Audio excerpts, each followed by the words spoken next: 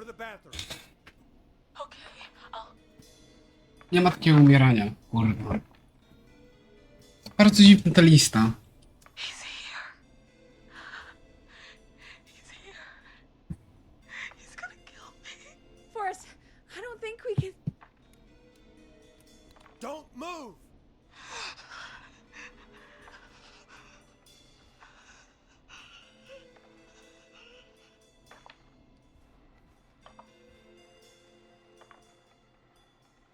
Oh no! Oh no! Oh no!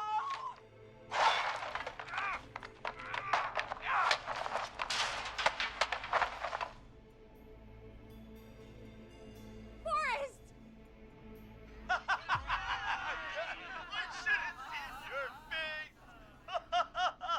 What? What? What? Are you kidding me? Okay, what the hell is going on here? Oh, who's on the phone, Carrie? The cops? It's just a joke, jeez. Wait, isn't that... Jimmy, that wasn't funny, you sicko! Of course I called the cops, but some guy just answered instead. What guy? Forrest Nash, what the hell are you all doing? It's prank night, old man. We're just having fun. That's the kid! The kid who called in earlier pretending to be the whistling man. That's it. I'm out of here. You know he's really out there tonight, Jimmy, right? Yeah, right. It's just whistling night, man. That little idiot. Whistling night? It's a stupid tradition. Especially stupid since that one kid died back in... Would you take off that stupid mask if it's hard to breathe? Who's under there anyway? Is that you, Seth? Idiot. Seth is right next to you. That's, wait. Oh no. Who are you? Oh no, man.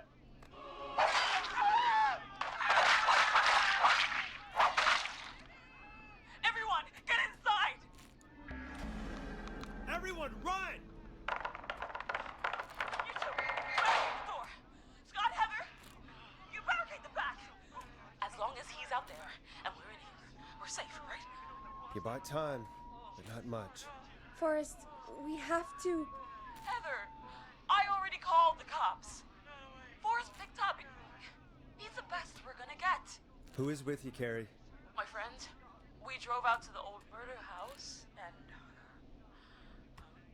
Of course! The van! Who's got the keys?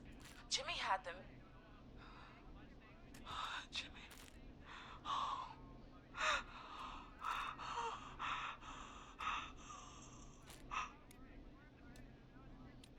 Focus, stay focused, Carrie.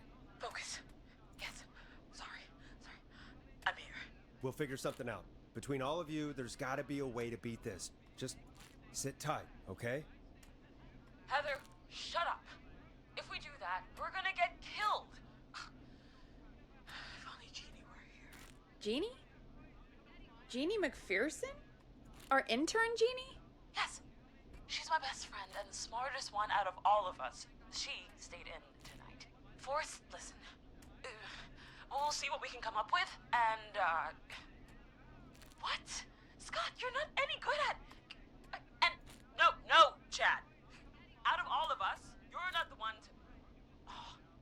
Everything okay? No, we're figuring out a plan, but everyone's volunteering to do things they're just bad at. I think we can figure out what to do, but I don't think we can agree on who should do what. I think you'll have to be the tiebreaker, or else these idiots are gonna get us killed. But Shut up, you... Forrest, I'll call you back. I don't know anything about your friends. Czat i These Scott. damn kids never learn. Zapamiętanie. Breathe, Peggy. It's okay. They do this kind of thing every year, Forrest. People get hurt. All right, folks. We're gonna work out a way to save Carrie and her friends. This next one goes out to all the trapped kids out there.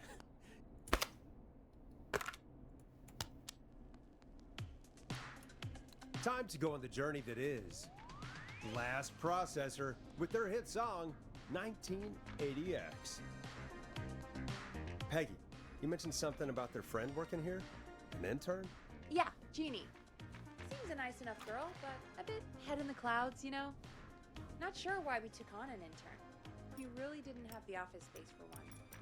Poor thing got tucked away in a dark corner somewhere downstairs, I heard. All right, I'll go see if I can find her desk. Hopefully she has something we can use.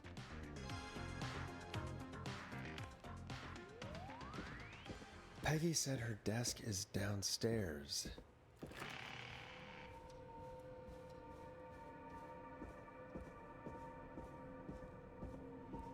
Jeez, they really tucked Jeannie away.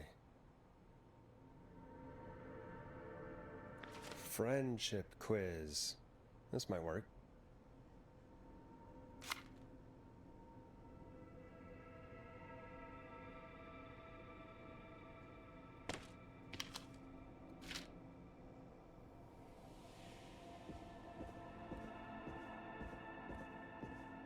Jeszcze raz.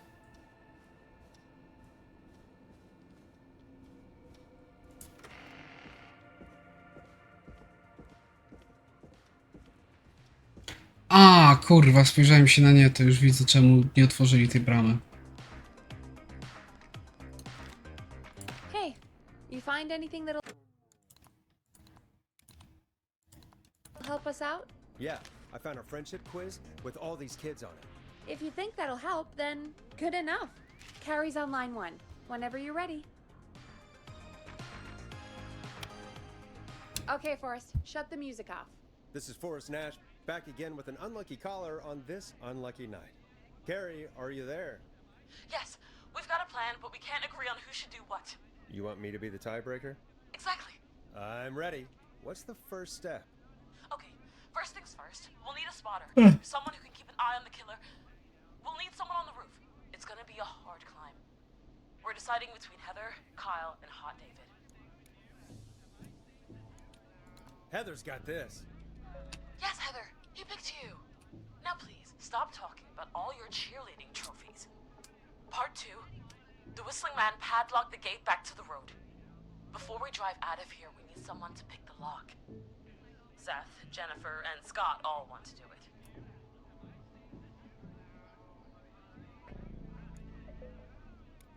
Jennifer. Jesus, Jennifer, you carry a bump key? Why didn't you say so earlier? Anyway, that brings us to part 3. Getting the van keys. I'll volunteer for this. I don't know Jimmy as well as you guys, so it'll probably be easier that way. Then is part 4. This is a very detailed plan. I'm impressed. Yeah, it's weirdly easier to think when you're about to die. You're doing great. What's the next part? Part 4, we need someone to lead the Whistling Man away. We need a fast runner. For this one, we're trying to decide between... Who was it again? Hot David, Cynthia, and Scott.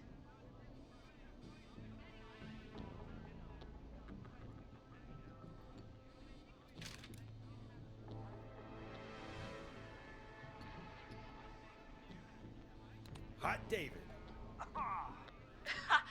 Yeah, you, do spend a lot of time running shirtless. You got this, Hot David. Sweet. Okay, let's recap. We get the eyes on the roof. A runner distracts the killer while we grab the van keys and pick the lock on the gate. Now the tricky part. The getaway. Ooh, what's the plan there? Well, we can't all outrun the Whistling Man. But he thinks we're just a bunch of stupid teens. So, let's use that against him. Part 5. We trick the killer into a trap. Someone can pretend to be injured. Who would make the most believable bid? Who you got? We got Lisa, Tammy, and Cynthia.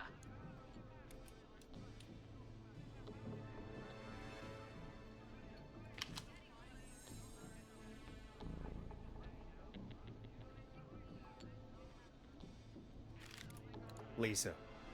You're right, Lisa. Having to smile at rude customers is perfect practice.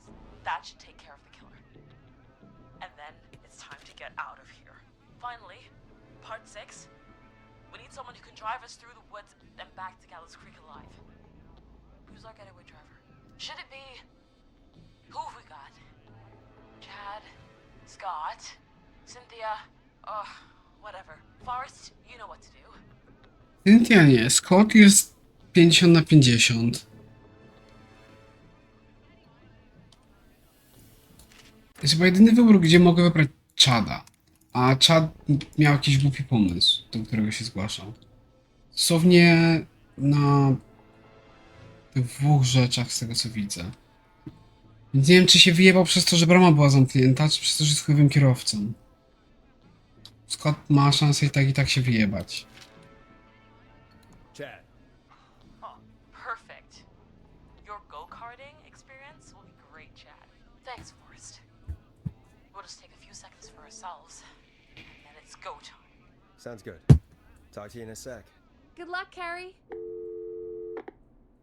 That actually sounded like a pretty good plan. I hope you're right. Yeah, let's hope.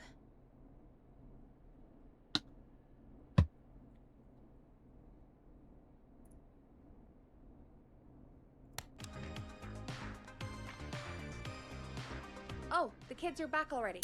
Line 1 again. If you're just tuning in, we're coming to you live with a bunch of teens about to flee a madman. Listener discretion is advised. Are you ready, Carrie? We're good to go, Forrest. Good luck. And Godspeed. You got this. Here we go, everyone. Spotter, to the roof. Go, Heather. She's off and away. All right, Renner. Get ready. Wait for the spotter's signal. Spotter says go.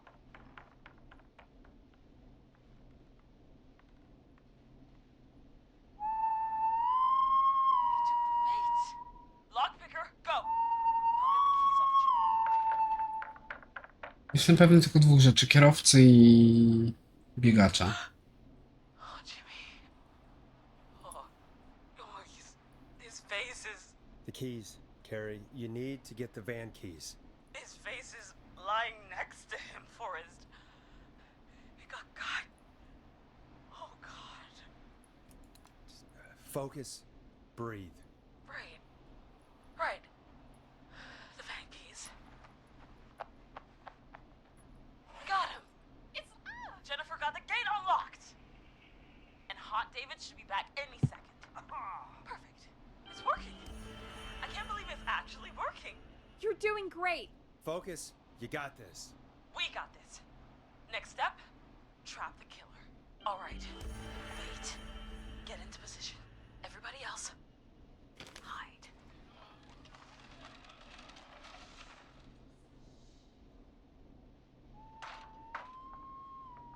Okay, performer. Now, act like your life depends on it. Oh. There he is. He's buying it.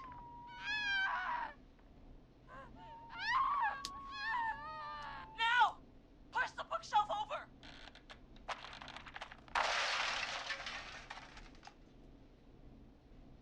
Oh my god!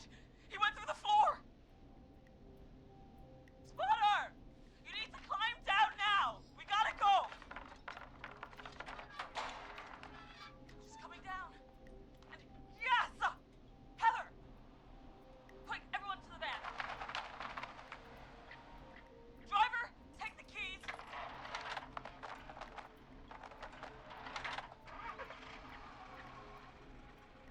The damn gate swung shut.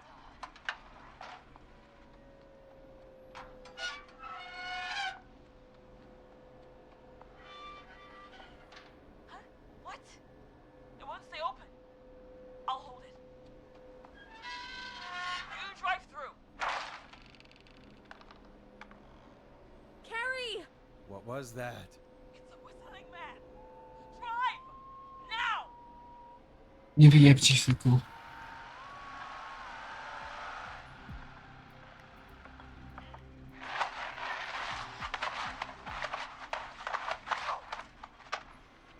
Let me go! Just go! Just drive! Oh my god. Please, no! No!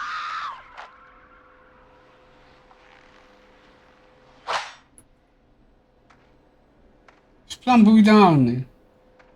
Carrie?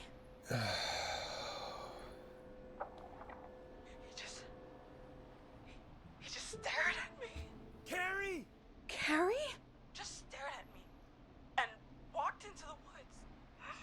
I don't understand. Thank God you're okay. Can you get somewhere safe? I can make it home. Thank you both for helping. If you hadn't, It was your plan, Carrie, and it was a great plan. It was really all you, Carrie. Still, I need to get home. Breathe, Carrie. You're okay now. I'll call you when I'm somewhere safe. Talk to you then. Folks, that was a lot. Our thoughts go out to Jimmy's parents in this awful time. For any kids listening in, please stay inside and stay safe. And parents, hug your kids extra tight tonight. Here's a song for the girl walking home in the dark.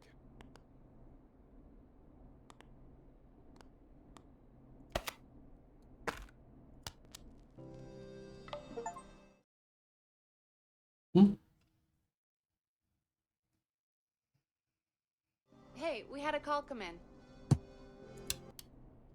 Forrest Nash here. Listeners, we've got another caller live on 189.16, The Scream. What's on your mind, caller? Hey, Forrest. I just wanted to phone in and say that I think I speak for everyone when I say that you're providing a real service for Gallows Creek tonight. It's cool what you're doing, man. Well, I'm just doing my job, friend. Anyway, tell me about yourself. What's your name? Are you keeping safe tonight? Yeah, man, I'm good, thanks. I'm at my roller rink, trying to get everything ready for the Harvest Festival tomorrow.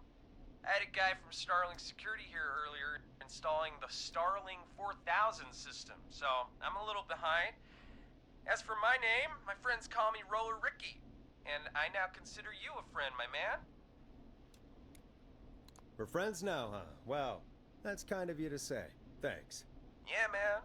Sounds like roller skating is more than just a job to you. So is this vocational? I wasn't always Roller Ricky. Once upon a time, believe it or not, I used to go by just Ricky. Yeah, back then, things were pretty rough. I used to roll with a bad crowd. Not all bad, but there was this one guy. Anyway, some bad stuff went down.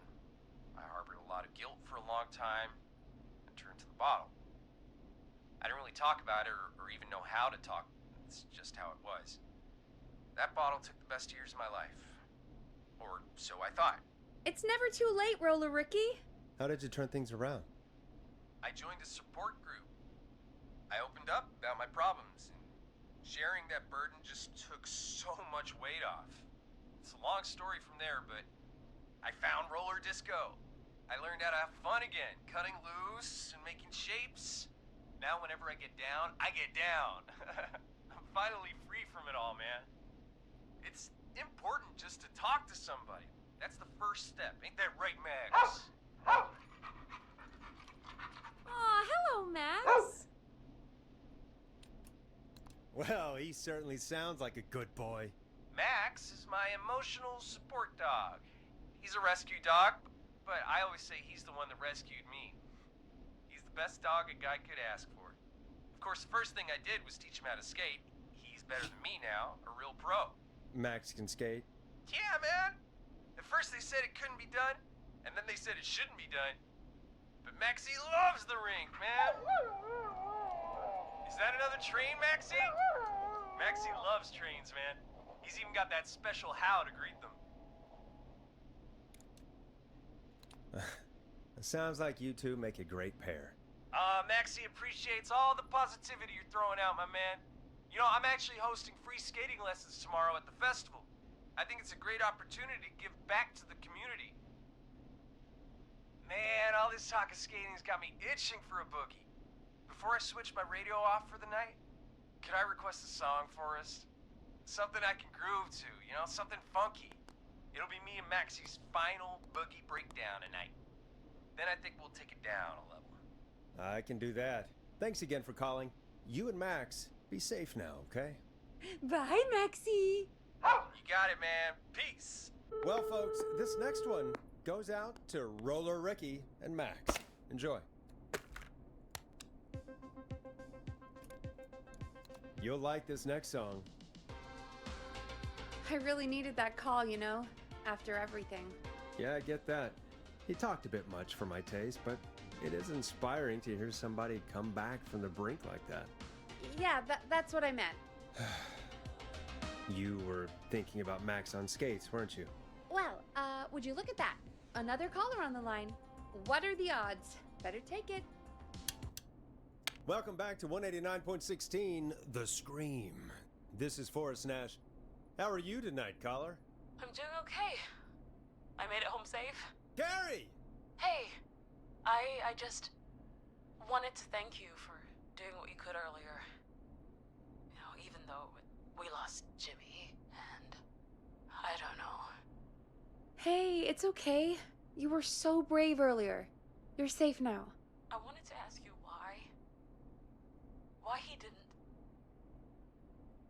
Why am I? Why what, Carrie? Why did he spare me?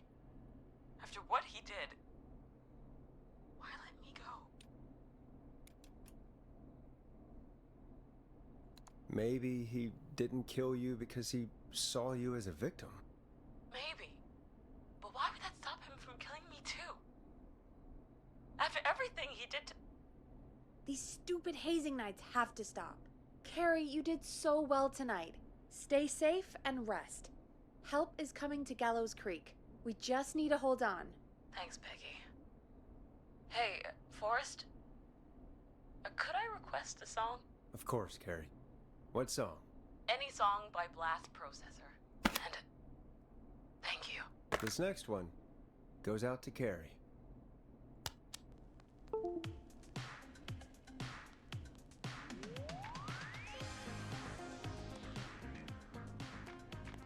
You know, what Carrie just said has really got me thinking. About what? The whistling man left her alone. Why? There must be a reason. When it comes to masked whistling killers, I don't think a reason is a key part of their process. Well, it's something to consider.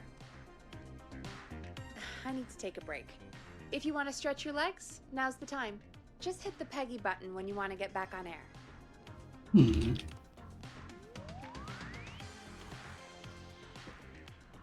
To szybka przebieżka. Prawda, że żadne drzwi się nie otworzyły. Not getting in there tonight.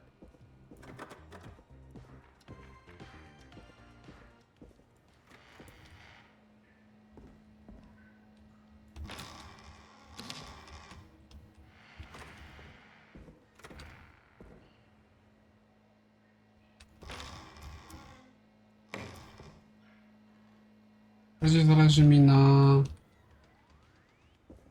czymkolwiek, co mogłem pominąć, co może mi się przydać, w sensie coś, co mogę zagrać.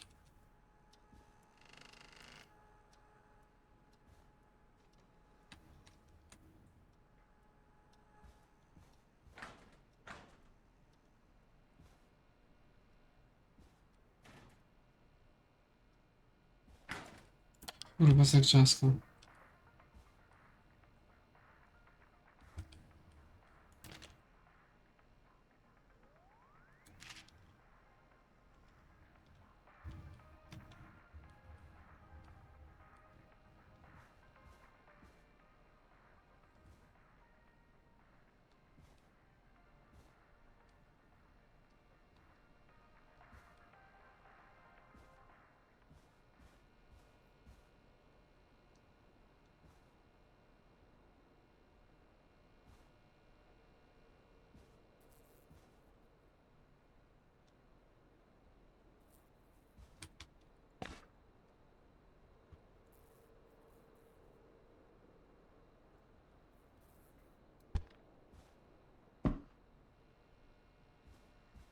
Dobra, nic chyba nie ma.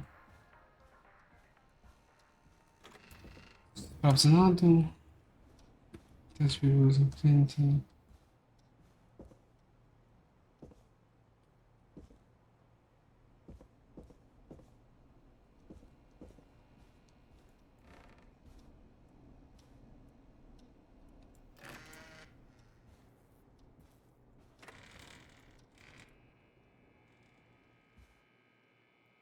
To dziwne, żeby tu nic nie było, bo to są jedyne otwarte drzwi.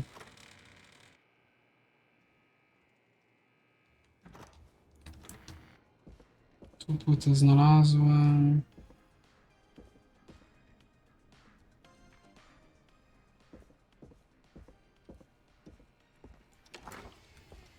W lodówce nic nie ma.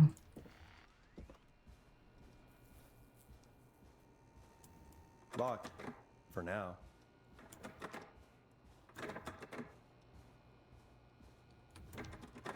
That's not opening. Dobra, nie wiem, że coś pominął. Locked tight.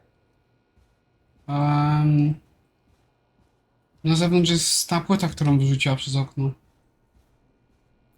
Więc będę musiał pamiętać, żeby ją podnieść, jak w końcu pewnie będę musiał wyjść na zewnątrz.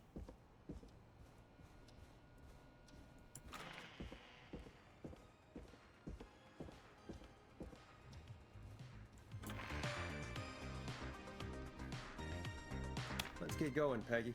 Alrighty, we could run another segment or. Scratch that, Forrest. We have a caller.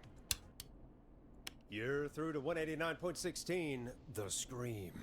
What's your emergency? Hello again, Forrest.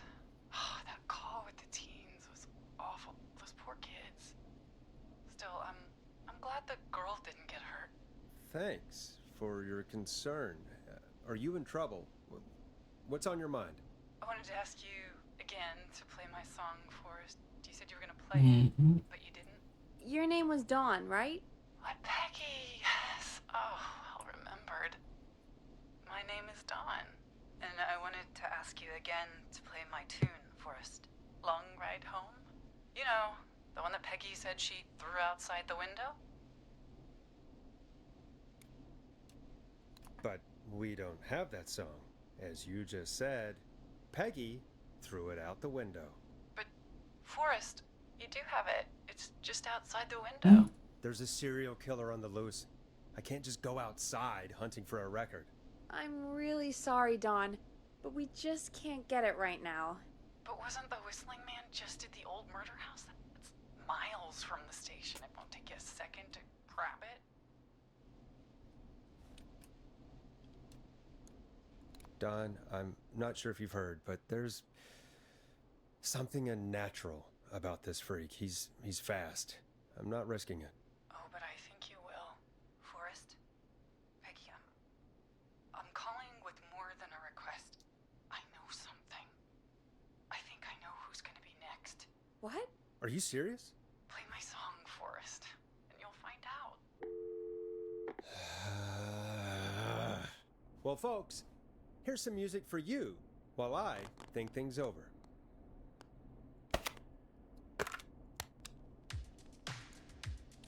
Enjoy this classic by Smooth. It's their hit song, The Word.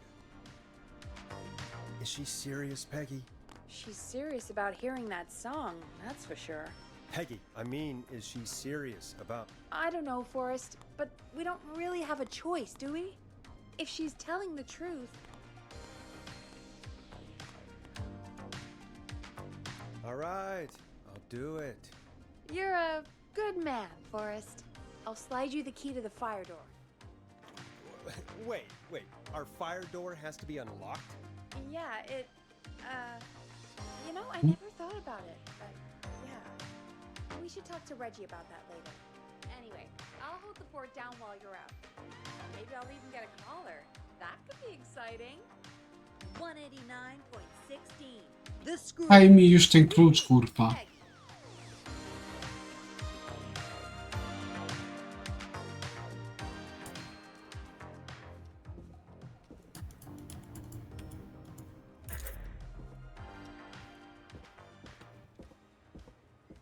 Jak coś mi wskoczy, to będę piszczał.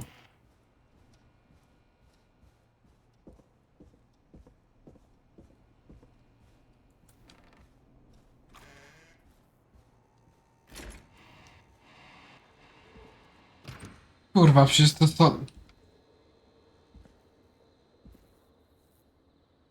You know, I hope she'll be happy when I'm brutally murdered by the Whistling Man. Out here, in the open, alone.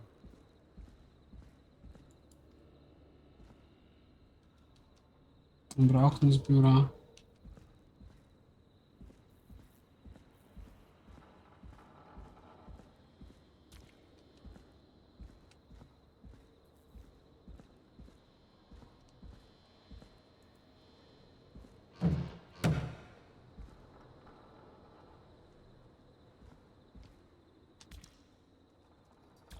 Ty kurwo. Stąd cię widzę.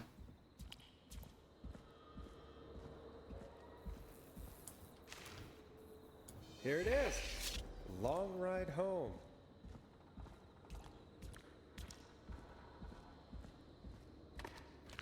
Pierdalam stąd. Of course. It looks behind Kurwa. you. And of course the key doesn't work on this side. Fantastic. Maybe there's another way back in through the basement. A door, elevator, or something. And that's broken too. The Kurwa. best for K-Fam. Let's see if I can fix this. Looks like a Włączyłem fuse. prąd. I should check the fuse box.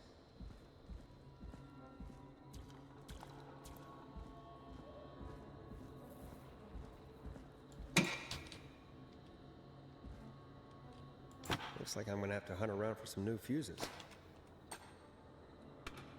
Coś ty kurwa 3.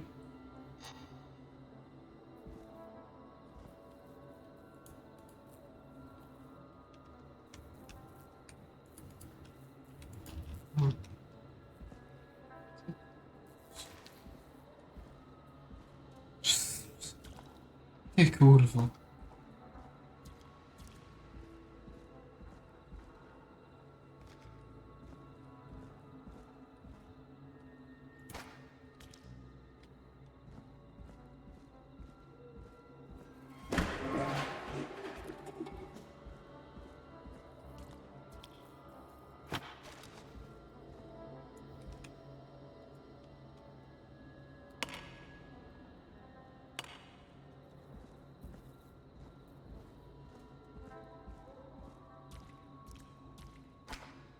Pewnie nie zadziała, bo to złe fuzy, prawda?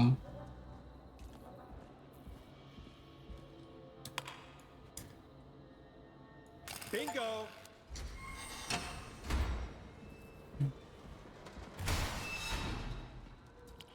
Zwiększam ampera, ale...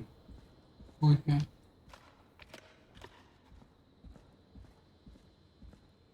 I could probably survive that fall.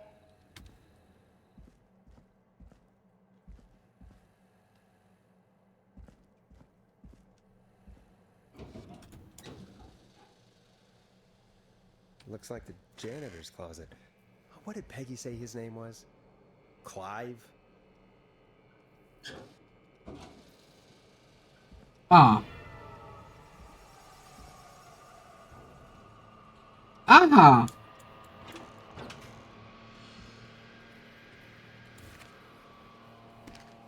What the hell?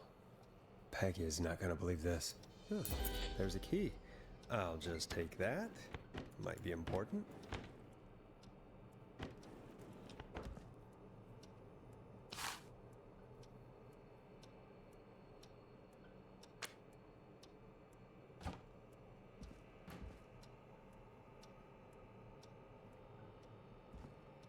Ty popierdolu.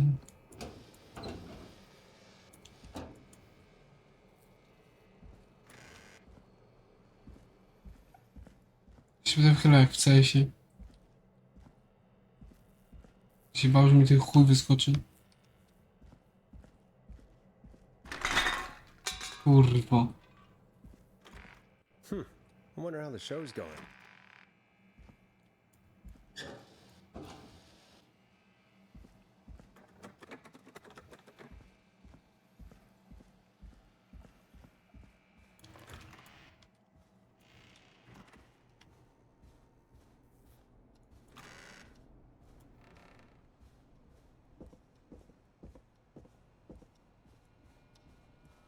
A, na żywo?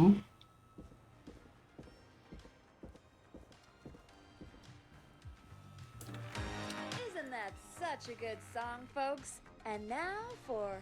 Jesus, Forrest, you've been gone for ages. I thought something had happened. Something did happen.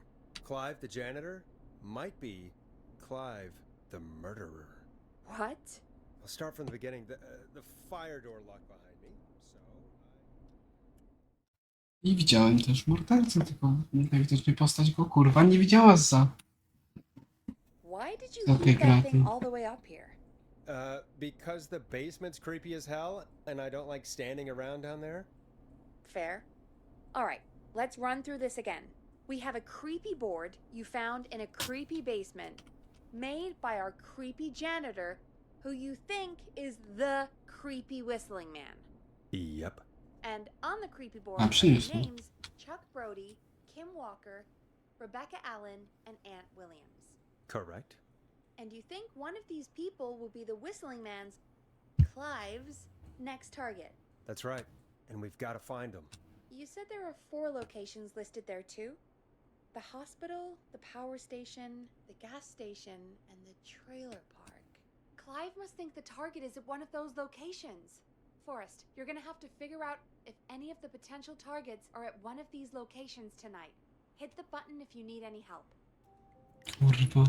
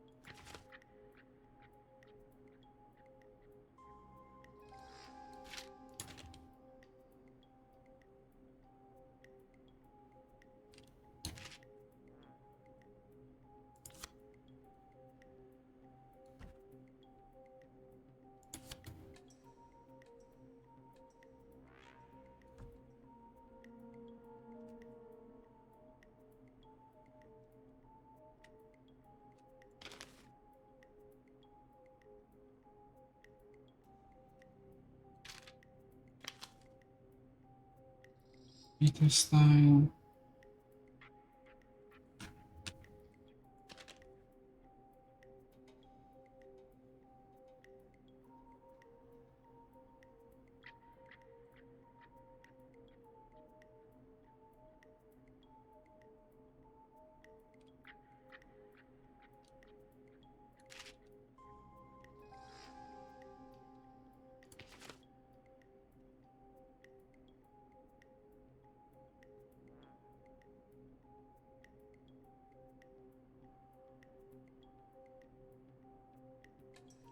Era. Rebecca Allen, okej.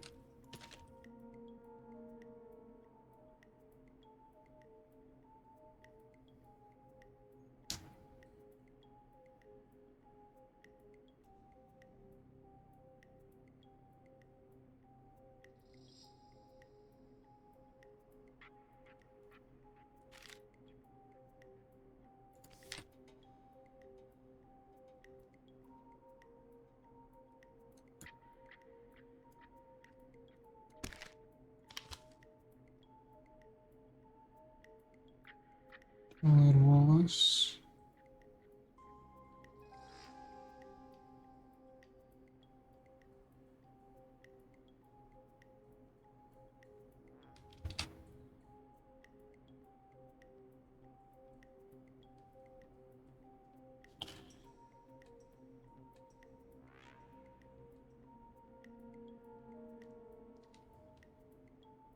Ktoś chce coś ukradł.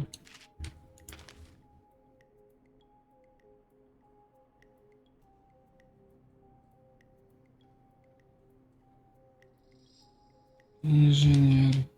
Inżynierem był Aunt Williams.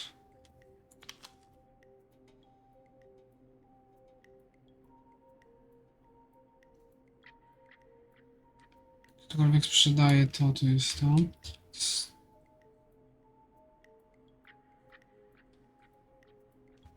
W takim razie będzie to.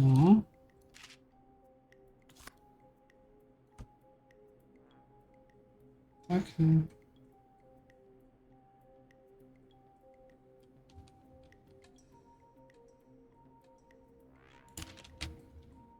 52 to będzie to.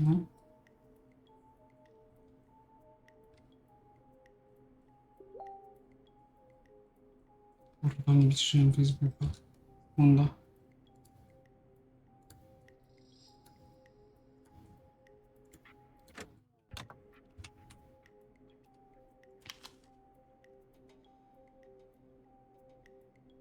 Hmm.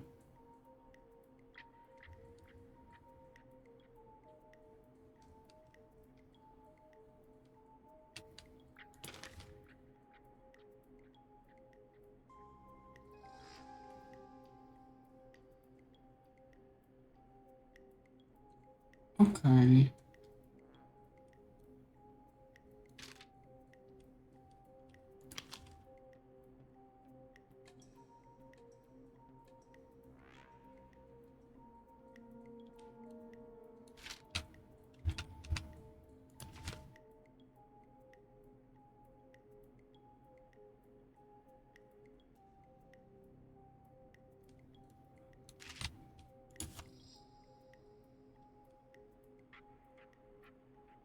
Co inaczej zostało tylko to.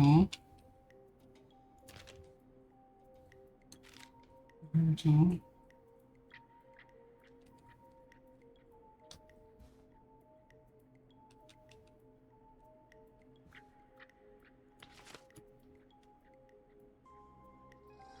Car Improv Athletics Car. Hmm.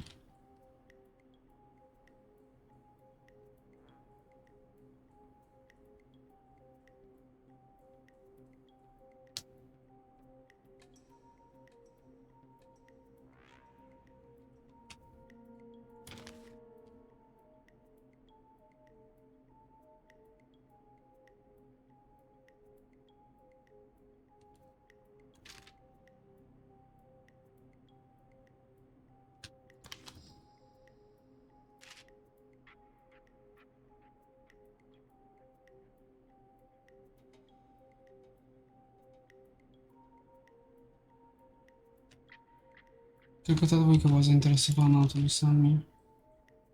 W sensie samochodami.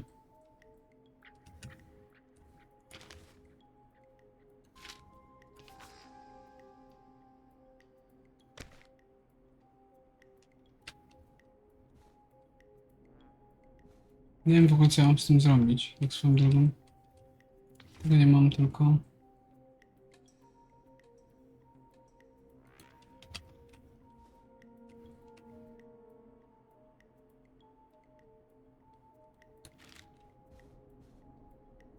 How's it going?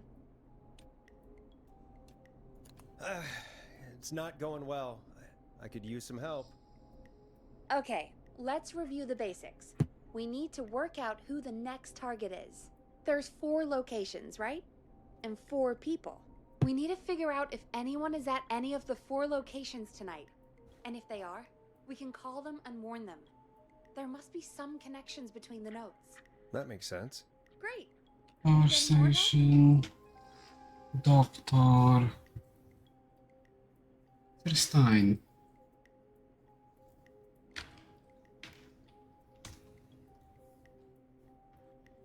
Okej. A!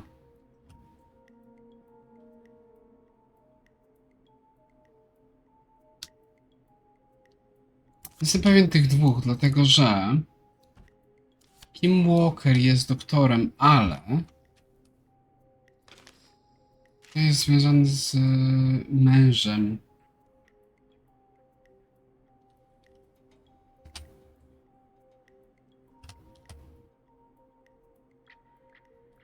Dobra. Zapiszę sobie, ale myślę, że tak to powinno mniej więcej wyglądać.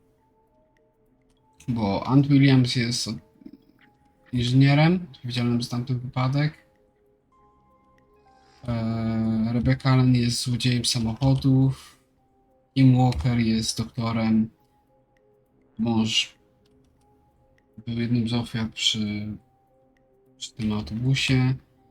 I Chuck Brody.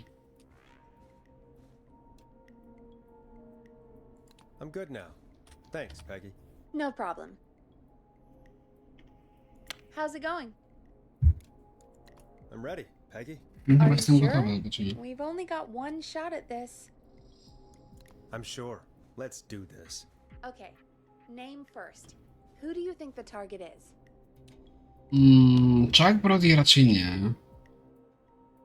Jest tylko ofiarą. Kim Walker raczej nie jest tylko ofiarą. Aunt Williams albo Rebecca Allen. Aunt Williams był odpowiedzialny za dużą rzecz. Aunt Williams. And where will I find them? Dalej. Się wydaje.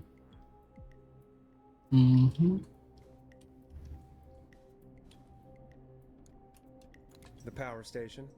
Okay, I'm dialing. One moment.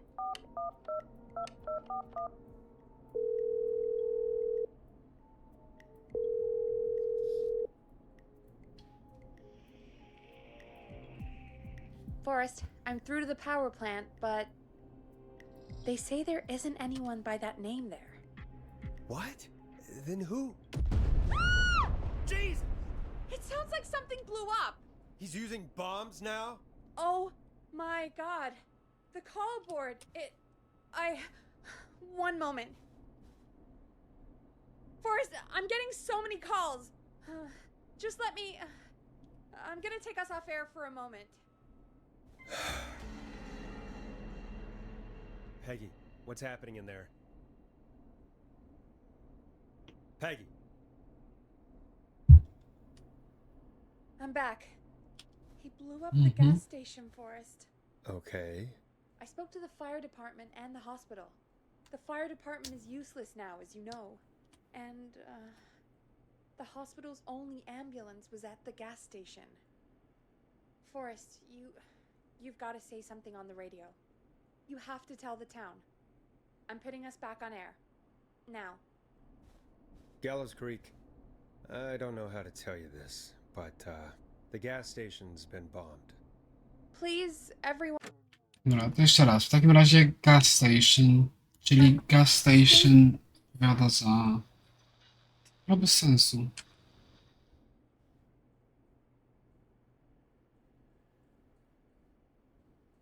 Kurwa, oczywiście, że tak.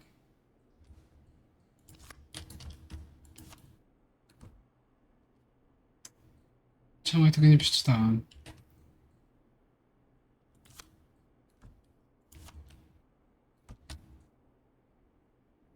To ma więcej sensu. Kurwa.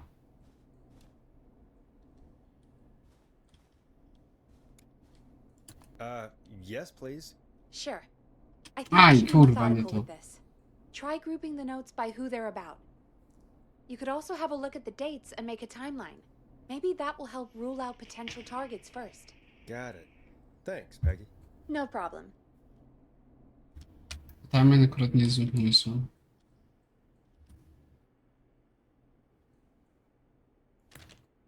No to pewnie był pierwszy, ale w każdym razie 86.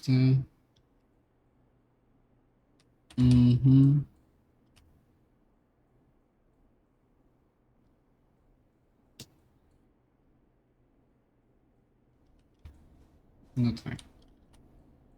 How's it going? I'm ready, Peggy.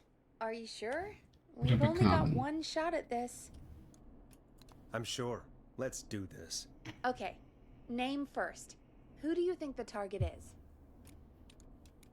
Rebecca Allen. And where will I find them? The gas station. Okay, I'm dialing. One moment.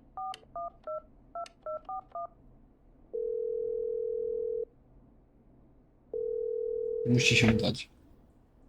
Hello? Rebecca Allen! Listen, I know this sounds crazy, but we have reason to believe the Whistling Man is coming for you. You need to get yourself and everyone else out right now. Who is this? Why are you calling up and asking for... Who is this? I'm Forrest Nash. Please, listen, we have reason to believe that. It's you, isn't it? I always knew one day you'd... And the one year I finally put it behind me. What are you talking about? For God's sake, you have to get out.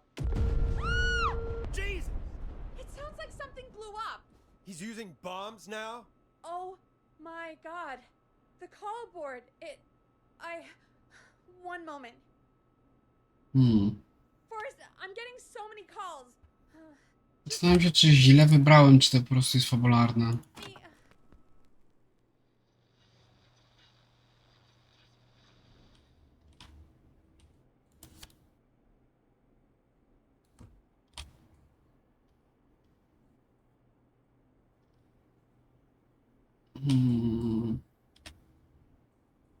Me- Co, Chuck Brody? Chyba nie wiem sobie, nie ma sensu, żeby był tam.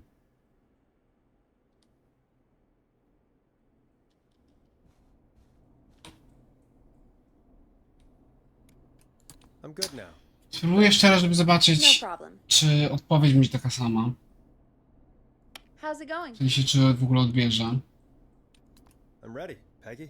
Are you sure? We've only got one shot at this. I'm sure. Let's do this. Okay, name first. Who do you think the target is? Więcej sensu jako target ma ten dolny, ale...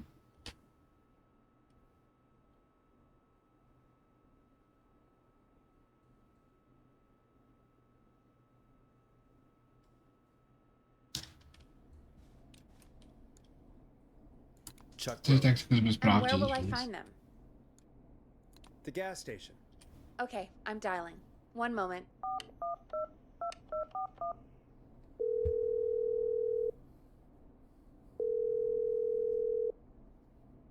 Hello? Chuck Brody! Listen, I know this sounds crazy, but we have reason to believe the Whistling Man is coming for you. You need to get yourself and everyone else out right now. The Whistling Man? Who the hell are you? Who is this? This is Forrest Nash. Listen, the Whistling Man's pack. We found a list with your name on it, and Oh God. It's today. The year I finally let myself forget.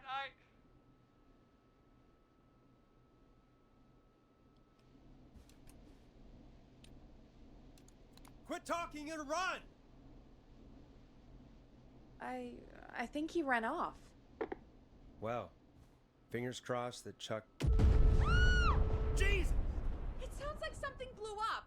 He's using bombs now? Is Chuck? I don't know.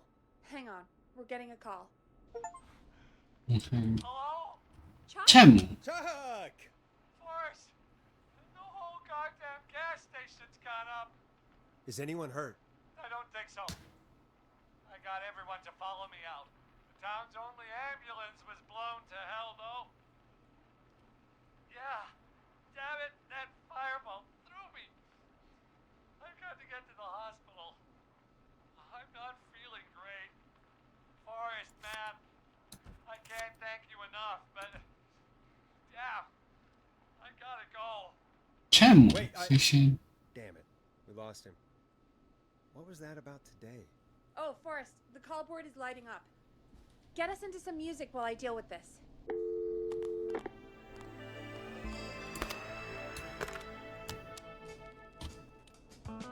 Here's some music while we regroup here on KFAM 189.16, The Scream.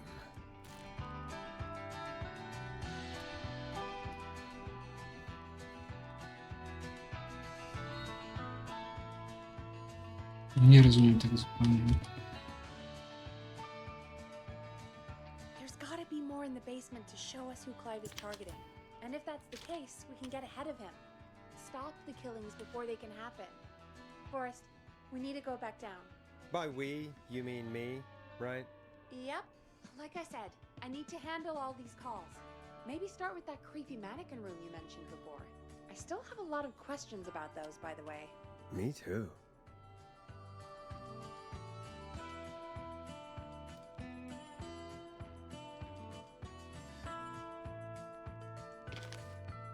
Kurwa, bo przez ten opis spierdolony myślałem, że to nie oni.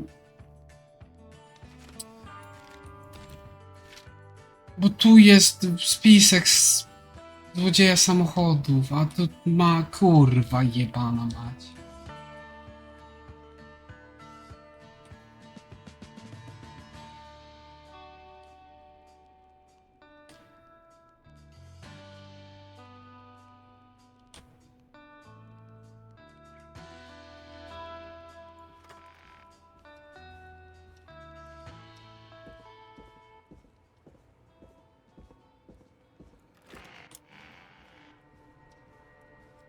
No to ma sens.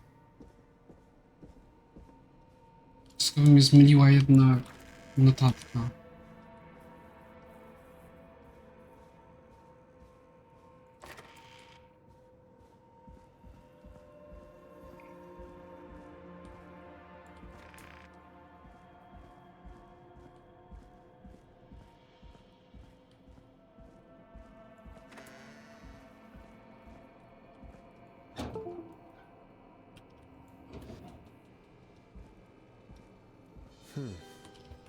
The key. Was this always here? I must have missed it when I brought everything upstairs.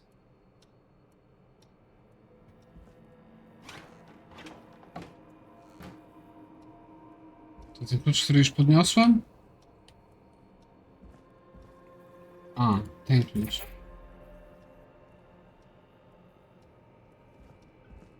Rzeczywiście go nie widziałem.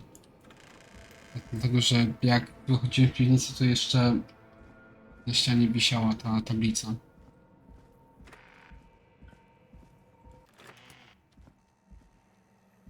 Hey, Forrest! Peggy, give me some warning before yelling down the intercom? Sorry. Buzz the intercom when you find something and want to discuss it. Peggy, I've found a tape and a map down here. A map of what? Looks like it might be to somewhere in this storage area. Weird. Well, maybe the tape will give us more information. Give it a play.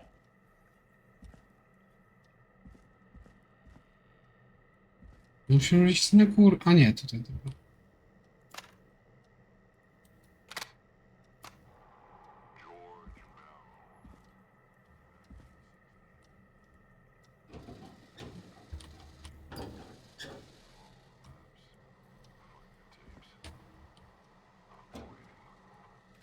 Wait.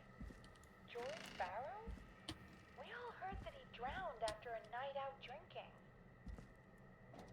Was it actually Clive? Has Clive really been the whistling man for that long? He says I need to follow the maps and find the tapes. I guess that's what this map is about. I think we need to see what else is hidden down here. Be careful, Forrest. Keep looking. Buzz the intercom when you found something.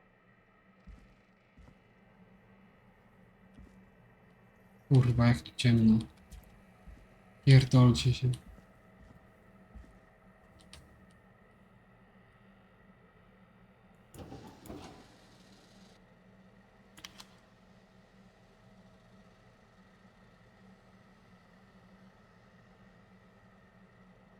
Hmm. Mhm.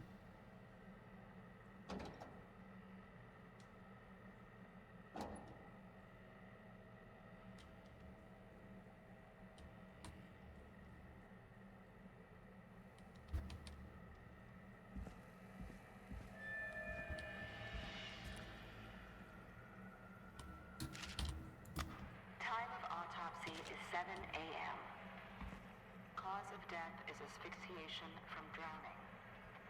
The degree of rigor mortis indicates that the subject has been deceased for 5 hours. That puts the time of death.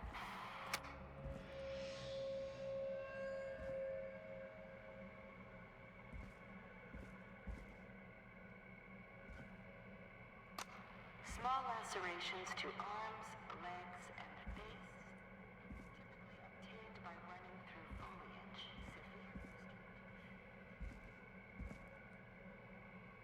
Severe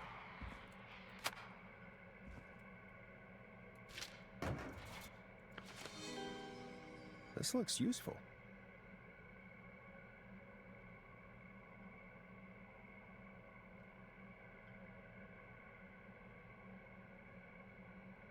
Hmm.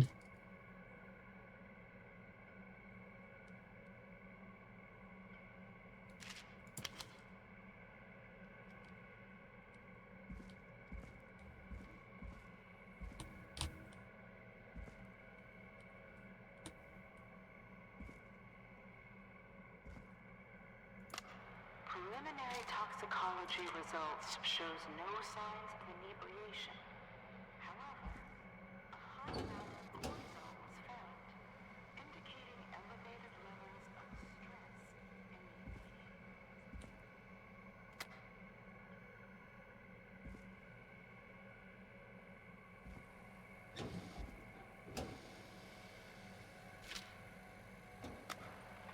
Additionally, there appears to be a post-mortem injury to the arm.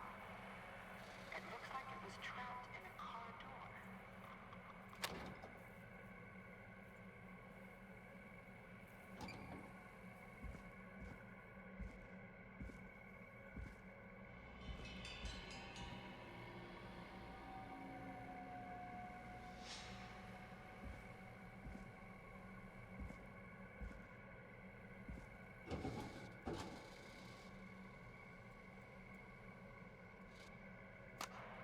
It is the coroner's opinion that Now the this subject has to be likely important. feared for his life and was chased, resulting in a fall from a height into a body of water, where he hit his head, was knocked out, and drowned. No dzwoniła Following wcześniej. that, he was moved. Dr. Sullivan, we need to have a talk. That recording. Shut it off.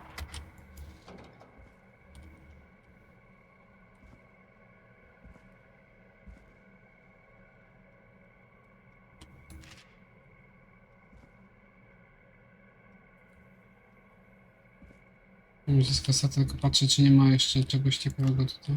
If you're listening to this, then I'm probably dead. What the? Ooh, a new vinyl for my collection. I've got subscriptions to newspapers all over the country. A few weeks ago, I noticed headlines cropping up in those papers, one after the other. Each headline about a murder. Each murder, the death of someone I knew almost 20 years ago. Parfum. Drawing closer to Gallows Creek. Drawing closer to the anniversary. None of us are innocent, but I don't think we deserve killing. All I hope now is that I can save some folk from the worst. That I can, I don't know, do something to make up for what I did back then, I guess. I didn't kill anyone, mind you, but that's past mattering. Now, there's more I could say, that I should say, but my employer made it clear that my family would pay a high price if I ever spoke out.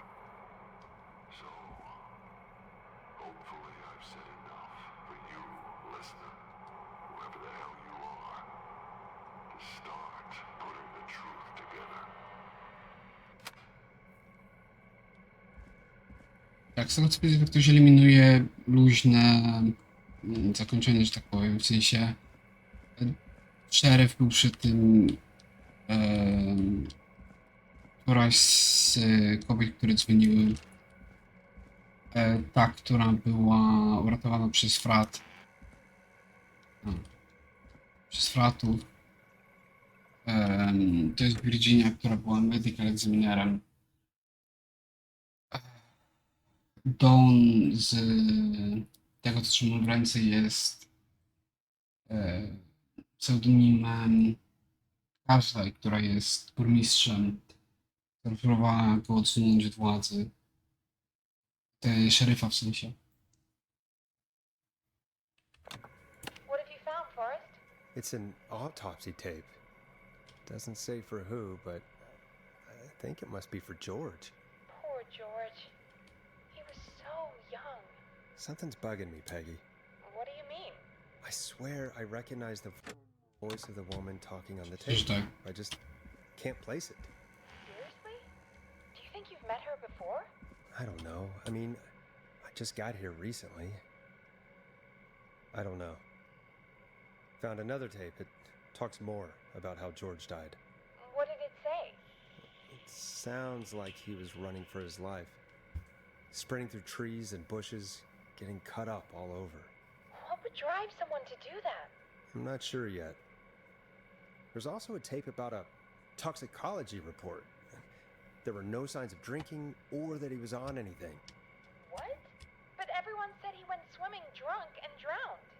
It was in the newspaper and everything. I found a written autopsy report. Za to, że było w gazecie tam According to that, it's wykończyć just like tego you said at the reportera. start. George drowned after getting drunk. Said he liked to fight, too. But that contradicts the tape. I know. And I think I know why. There's a note with a report that says, "I'm sorry I made you do this, Virginia." If it was on the autopsy report, then Virginia must be our coroner. Wait, the caller from earlier, when we had to call the takeout restaurants, wasn't her name Virginia? We need to call her back once we finish down here. It looks like she might know something about what's going on. I found a tape that introduces a new detail to the story. Post-mortem injury.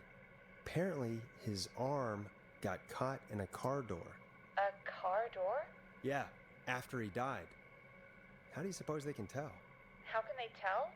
I'm a radio producer, not a coroner. The written report I found doesn't mention it at all. How did his arm get trapped in a car door after he died? Unless he got it when the police collected his body? I guess someone else must have moved him after he was dead to where he was eventually found. But the report, what is going on here? I found a police report. Mentions a friend from earlier, Sandra Sharp. Sandra. The jazz runner? That's right. She found George's body washed up at the reservoir. The reservoir? Yeah? What's strange about that? George got cuts from running through foliage, right? But there's no forest around there. Also, how did it wash up at the reservoir? What do you mean? Reservoirs don't have tides. But that's what the police report said. It's not possible, though. I did a school project on reservoirs and got an A. But, yeah, not important right now. The important thing is that it doesn't make sense. What are you suggesting then? That the body was originally found somewhere other than what the report suggests? That the sheriff tried to cover it up, but accidentally let something slip? Something like that. I think. Well, Sheriff Matthews wrote the report. If he hadn't been eviscerated, we could have asked him. True. But Sandra is still alive? Once we're done down here, we should give her a call. In another tape, the coroner comes to the same conclusion as I did. George was running from something. Maybe an animal? Maybe, but then there's this next bit, where the coroner thinks he was moved post-death. So she agrees with us. At the end of the tape, someone burst in and demanded Virginia stop recording. I think it was Clive. This is starting to make sense now. This is a conspiracy to cover up what happened to George. I think I found Clive's last recording. I think Clive might be gone. Gone? I found a confession. Not for any killings, but for playing a part in covering up George's death. He left this behind in case he died. He hoped someone would find it. Do you think the Whistling Man already got him? Oczywiście, że tak, to była pierwsza ofiara. We've had a lot of callers tonight, but maybe not every victim made it to the phone, you know? We don't know how many there really are. Christ, Forrest, that's dark. I know, but Clive said he had read about other murders in other towns, and that the murders were all folks who knew about the incident. And the killings were getting closer to Gallows Creek. He said he wanted to do something good for once. The board in his office. He wasn't tracking people down to kill them. He was tracking them down to save them. Ugh, why didn't he just come out with all of this? He said his employer threatened his family if he spoke out about any of it. His employer?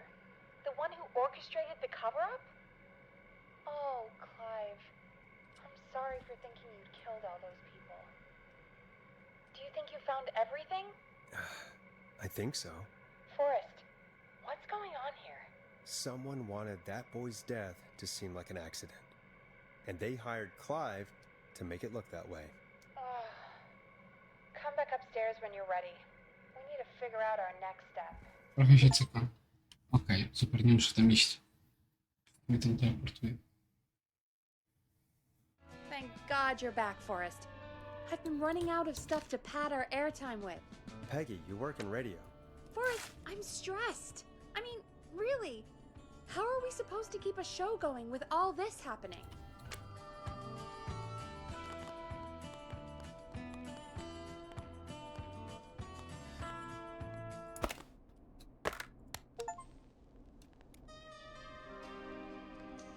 This is our job, Peggy. We gotta do it. You're right. So, what's the plan now? I think we should call Virginia back. All right, I'll get her on the line. Time to turn the music off. Hello again, Gallows Creek. This is Forrest Nash. We're circling closer to the truth behind tonight's events. To this end, we're calling back one of our earlier callers, Virginia Sullivan.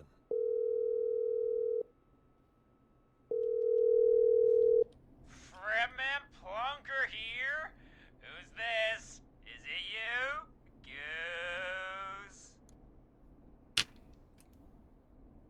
Plunker, hey, it's the Radio Man, Forrest Nash. Radio Man? What's up? Solving mysteries, saving lives. The huge. Right on. Plunker, what are you doing at Virginia's house? She asked if we could stay to keep an eye out for that whistling turd. So we're hanging out, bro. Well, that's big of you, Plunker. No, it's nothing. Can I speak to Virginia? Sure thing, Radio Man. I'll just go get her. Who is this? Hey, Virginia, it's Forrest. I'm glad you're still okay. Oh, Forrest. Sorry, I'm still jumpy. I can't blame you. I'd be jumpy too. I'm so sorry this happened to you, Virginia. I thought I was. I thought... Easy. We're not calling to talk about earlier. We're calling because we think you can help us understand why this is happening tonight. Me? What would I know? Does the name Clive mean anything to you? Clive? No. I don't know that name. What are you asking about this for? You mentioned that name earlier when you called us the first time. I don't know what I said then. I was petrified, Forrest. Clive's the janitor at our station, and we know you spoke to him in the past. Forrest, please. You don't know what you're doing. He'll come for me. Virginia, it's okay. Clive won't be coming after you. We think Clive's dead. Dead? But isn't he? He's the whistling man, Forrest. We thought so too, but You don't understand. All those years ago, It's okay, Virginia. He's gone. We found evidence to suggest well... And we found your autopsy reports for George Barrow. How? I saw him destroy them. Well, he didn't. I don't know if he kept them or made copies or what, but we found them, and we know it's related to what's happening tonight, which is why we called you. Why did you write a false report? All right. One day, I came into work to find a boy on my slab. And as I finished the autopsy, this man, Clive, he just burst in. And he started making demands to give over the reports, to falsify what I found. Of course I said no. But, well, when someone wants to make you do something, they can use the carrot or the stick. For me, he used both. You see, my sister is sick.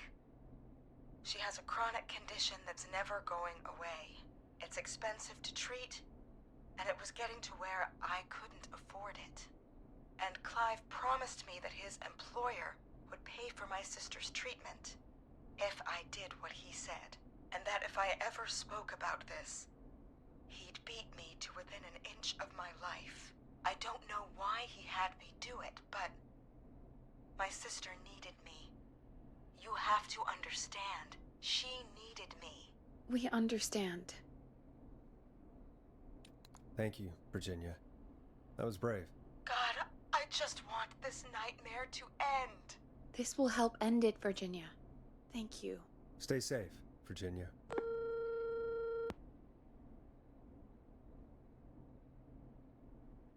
So, Virginia's tied up in all of this. Clive threatened her to keep quiet about George's death. But for who? Why cover up these details? Nie wiem. Well, we know Sandra was involved in George's death. Do you want to call her? I do. Alright, but before we go asking questions, I think we should know what we want to ask. Is that fair?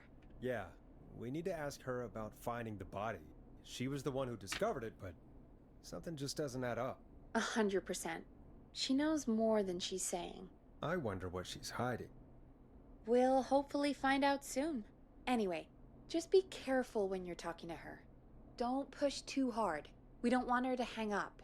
I'll be careful. Alright, calling her now. Hopefully she's at her jazz studio.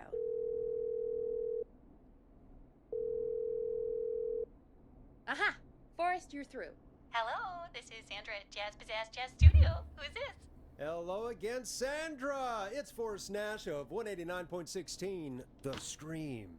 And you're live on air.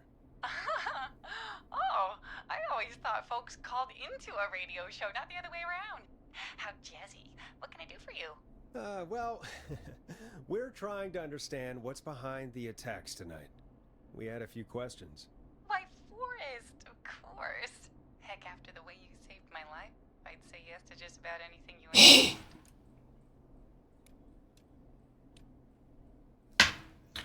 Zrobię zapis, żeby się znowu coś nie odjebało. Do you know why the Whistling Man might have targeted you? Ha! As far as I could tell, he was just a knife-wielding psycho with superhuman cardio. He'd have chased after anybody. Right. Well, we think he might be chasing specific people. People who know about the death of a boy named George. Oh, I don't know anything about that. Sorry. Sandra, we know you found George's body. We have the police report. I don't know what you mean. It's okay, Sandra. We know. You do? You know about? Yes. Of course. This studio is my life. After I found the body in the river, I couldn't lose my studio. Do you understand? Sure. I understand. When the rent just kept going up, he said he'd stop if I just needed to keep quiet. And everything would be okay. Sandra? Who was he? He said if I told everyone I found the kid in the reservoir instead of the river,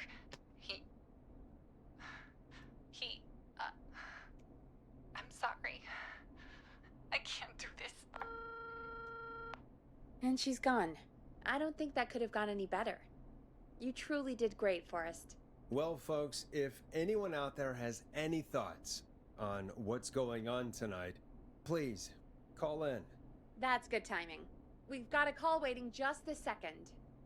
Welcome to 189.16, The Stream, with me, your host, Forrest Nash. Hi, Forrest. I know this is a No spierdalaj. with everything happening tonight. But I wondered if you could send this special birthday message to my uncle. You know what? I'd welcome a change of pace. I'd be glad to. Thank you, Forrest. He's my Uncle Ronnie. His first name's Peter, but he never liked his name. But since he always had salt and pepper hair, even as a kid, can you believe it? Folks always called him Pepper. Thanks for the history lesson. Is there anything besides happy birthday you would like to say to Mr. Pepper? Oh my god damn it! Well, I'm thinking the best birthday deals and honey packages here at Ponies Pizza. Starting at just... You son of a bitch! Stop calling us! Alright, Forrest. Let's just move on. We've already got another caller on the line. This is 189.16, The Scream. I'm Forrest Nash. You're on the air, caller.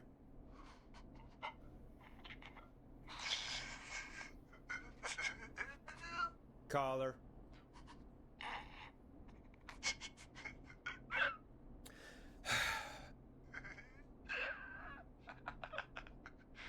Ponty. Ponty Pizza always delivers!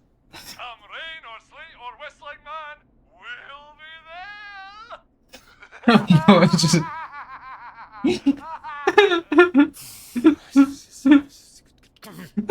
Forrest? Forrest? Are you okay?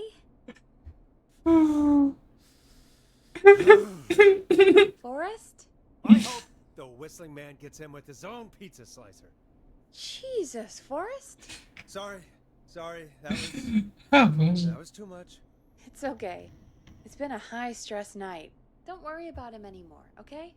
Not for tonight, anyway. I think he's spent for now. We've got another call, whenever you're ready.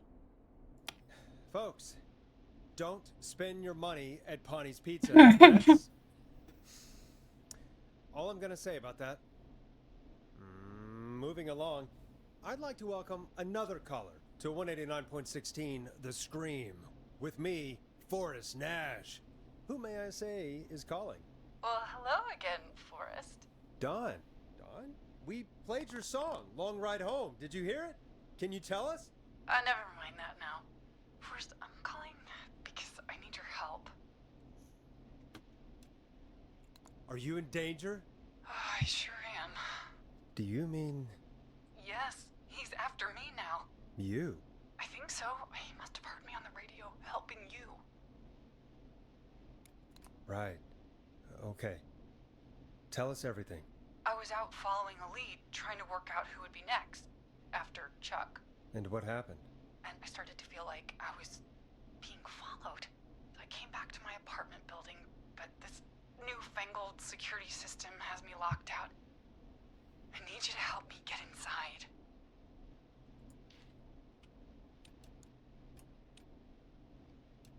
Can a neighbor let you in? Order delivery form. Starling must have left this by accident. This system's not even installed at Woodside. I only moved in last week. I don't know anybody yet. There's not even a buzzer here, only the keypad for the entry code. I need that code to get inside. Which apartment block do you live in? Maybe one of our listeners lives there too. It's the new Woodside apartment building between the town hall and the trailer park, but I doubt any of your listeners live there. I don't have many neighbors. Sounds like a prime piece of real estate. The sound really carries at night. Shit.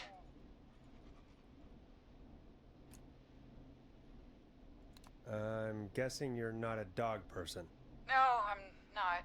It's my neighbor's dog. Boy, I wish he'd muzzle that thing and... Oh. And now he's blasting David Scopo out of his window. This night can't get any... He's coming down the street. I don't think he's seen me yet. Forrest, please. I need your help. I need the code for that security system, or I'm gonna die. What's your neighbor's name? I don't know my neighbors, remember? Please, I need to get in. What's the name of the security system? There's a sticker on the box. It says Starling Security 4000. There's a keypad, and it looks like it wants a 6-digit number. We'll see what we can do. Thank you, Forrest. Yeah, of course. Don't worry, Don. Thank you, Forrest. I knew I could count on you. I'll sit out of sight. Call me back soon. All right, folks. Here's a little tune for you all to enjoy while I try to break Dawn into her apartment. A classic backed by popular demand. This is Long Ride Home by the Barn Finds. You were pretty quiet there, Peggy. Forrest, was it just me, or was there something...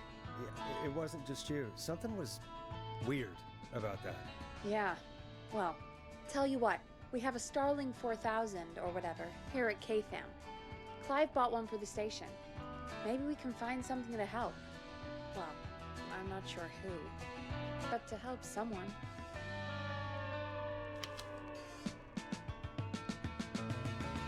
Okay, so she's locked out of the Woodside Apartments, and somewhere Clive probably has the papers for the Starling 4000.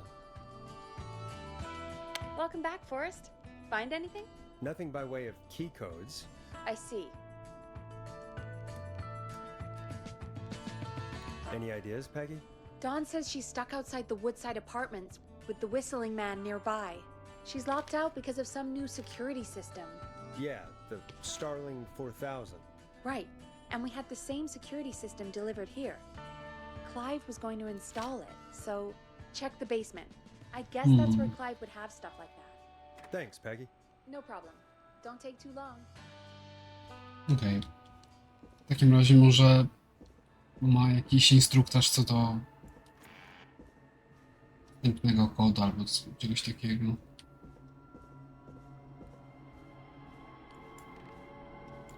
A czemu ta muzyka jest taka?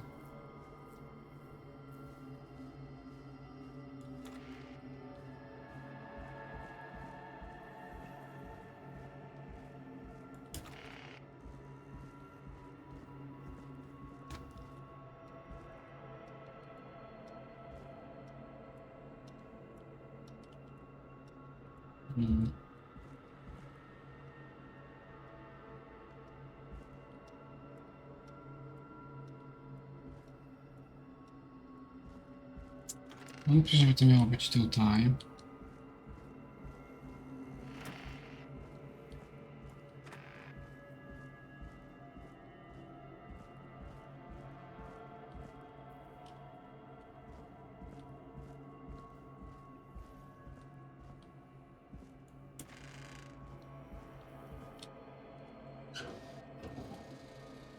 Masz takie ślady?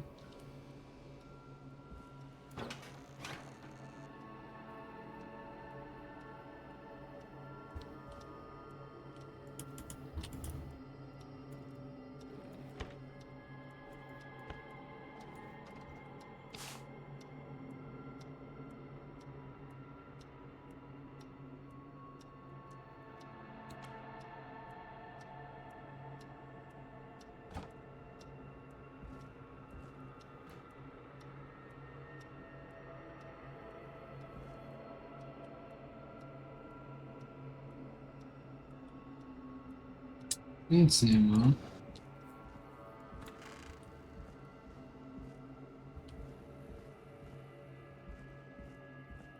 Nic nie widzę. No, spróbuję jeszcze raz w tym drugim pomieszczeniu. Może tam coś jest. Storage.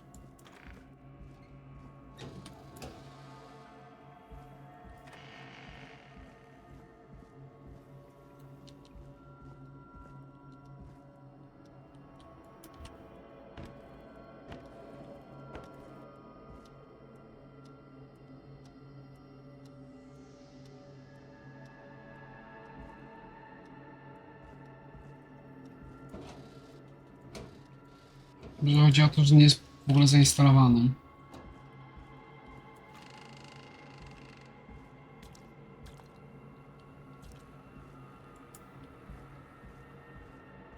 Starling Yes. 4000.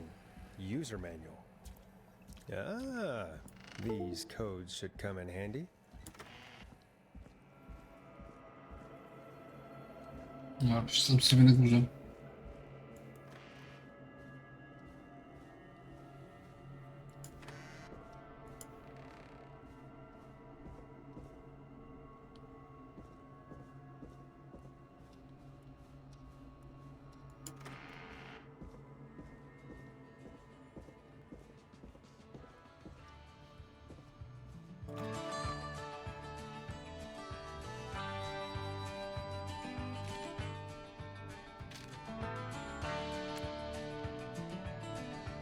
Welcome back, Forrest.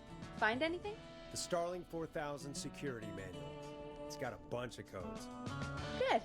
And did you find anything else? I saw a list of everyone else who bought the Starling 4000. Know who was on there? Oh my god. Roller Ricky! Do you think we should give him a call? Is that crazy? I don't know what you'd say, but... Nie trzeba, bo mam książkę. No, może się przyda. That might be a good idea. Okay, one moment. I got the number here. patching you through.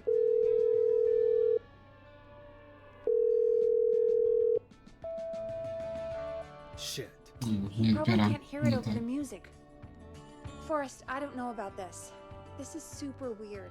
Just put me through to Don. I'll take care of this one way or another. Okay, if you say so. When you're ready, shut the music off. Line 1, whenever you're ready. Don, are you there? This is Forrest Nash from 189.16, The Stream. Oh, thank God you're back. I was so afraid. What's the code to the gate?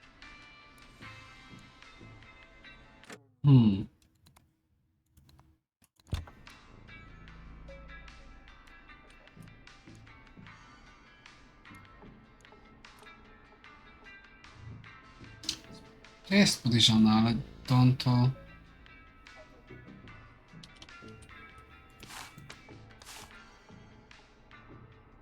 Cartwright. The code is 715914. Thank you, Forrest.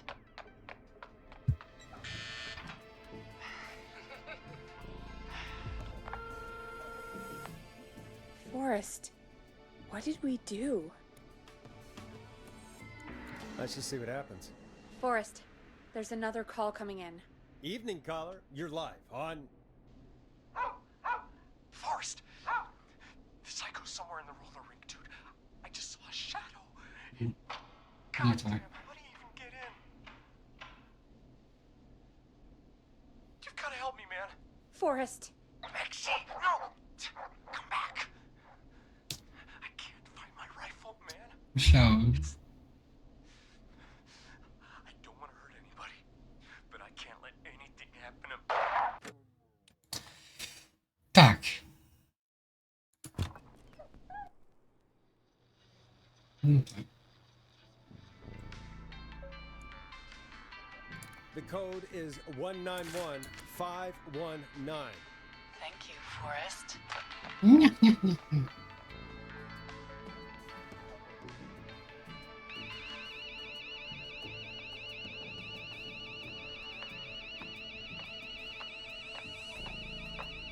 son of a bitch. Ah!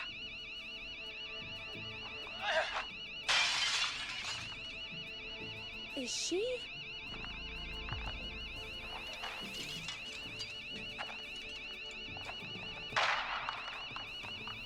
Teraz kto kogo postrzelił? Yeah, stay out! Nobody disrespect Nie. the sanctity of the ring. Don't ever come back here again. I'm calling the cops. Thank God. Hello? Is someone there? Ricky, get back inside and turn on the radio. Whoever that was, she was trying to break into the ring. She? Forrest, man, you got no idea. That was him. That was the whistling man. The alarm gave me just enough time to get my rifle. I don't like hurting folk, but I can't let anything happen to Maxie. He's my best friend, you know? Listen, man, I'm heading back inside. Gonna barricade that window. My man, thank you. You and Peggy can skate for free whenever you want, forever. That's a done deal. Thanks, Ricky. Can't wait. You got it. Talk to you soon. Okay, Gallows Creek. Here's some music while we process what just happened.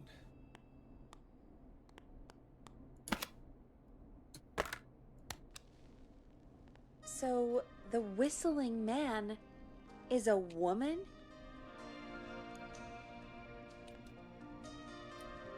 I had my suspicions. Yeah, sure, Forrest. You just never mentioned it. She called up. You spoke to her multiple times.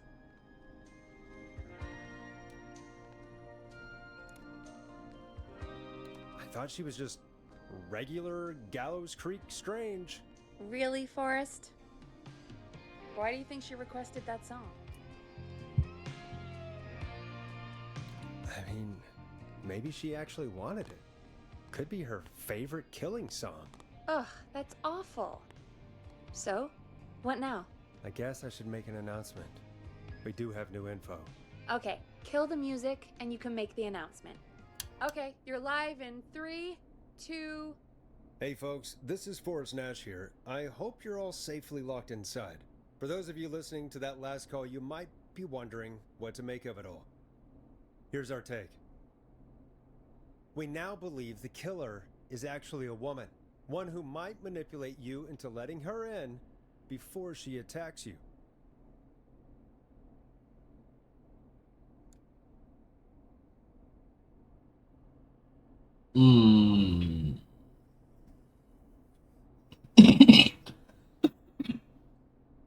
Na podstawie tego, co wiem o niej, to jest burmistrz albo osoba z nim związana, więc raczej nie ma We're sąsiadów. neighbors. Look out for each other and stay safe. The killer was calling themselves Dawn. This could be a fake name. If anyone needs help or you have info on the killer, please call in. You folks have my new number, right? It's 911. Hopefully, our next caller can help shed some light on our killer. Hey, we had a call come in. Okay, folks, time to take a call. Już tylko to odłożę. You're through to Forrest Nash on 189.16, The Scream. Hey, man. Murphy? Damn straight. What's going on, Murphy? You in danger again? Nah, man. I've just been listening to the show here at home.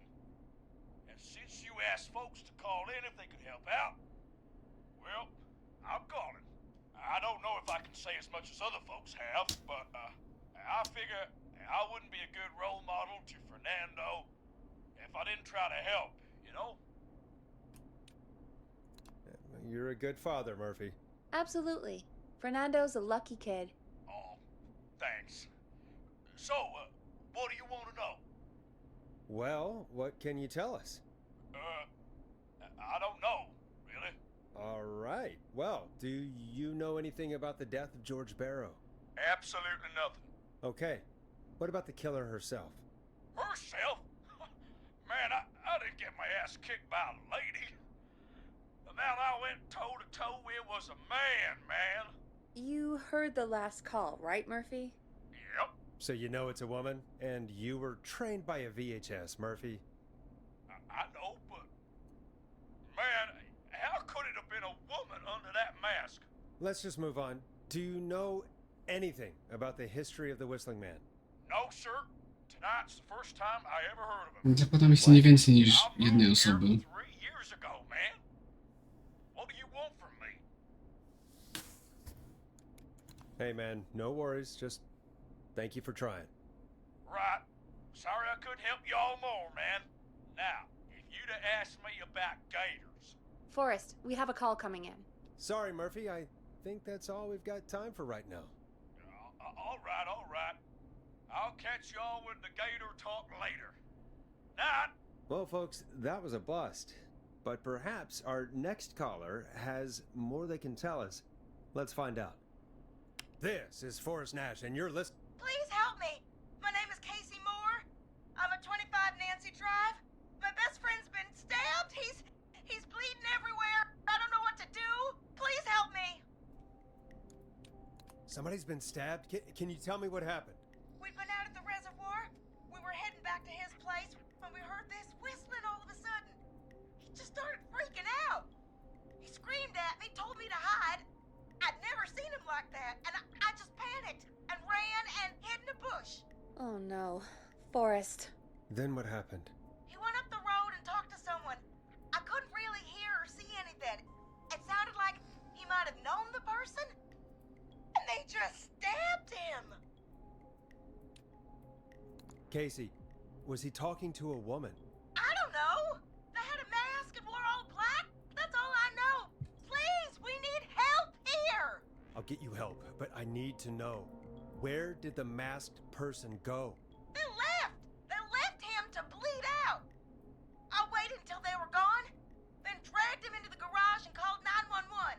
Wait, why didn't she make sure he was dead? I don't know.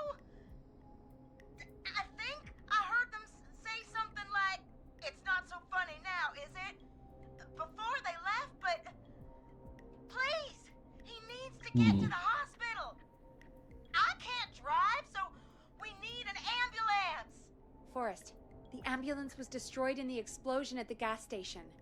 You should get all the info you can. Can you tell us where your friend was stabbed?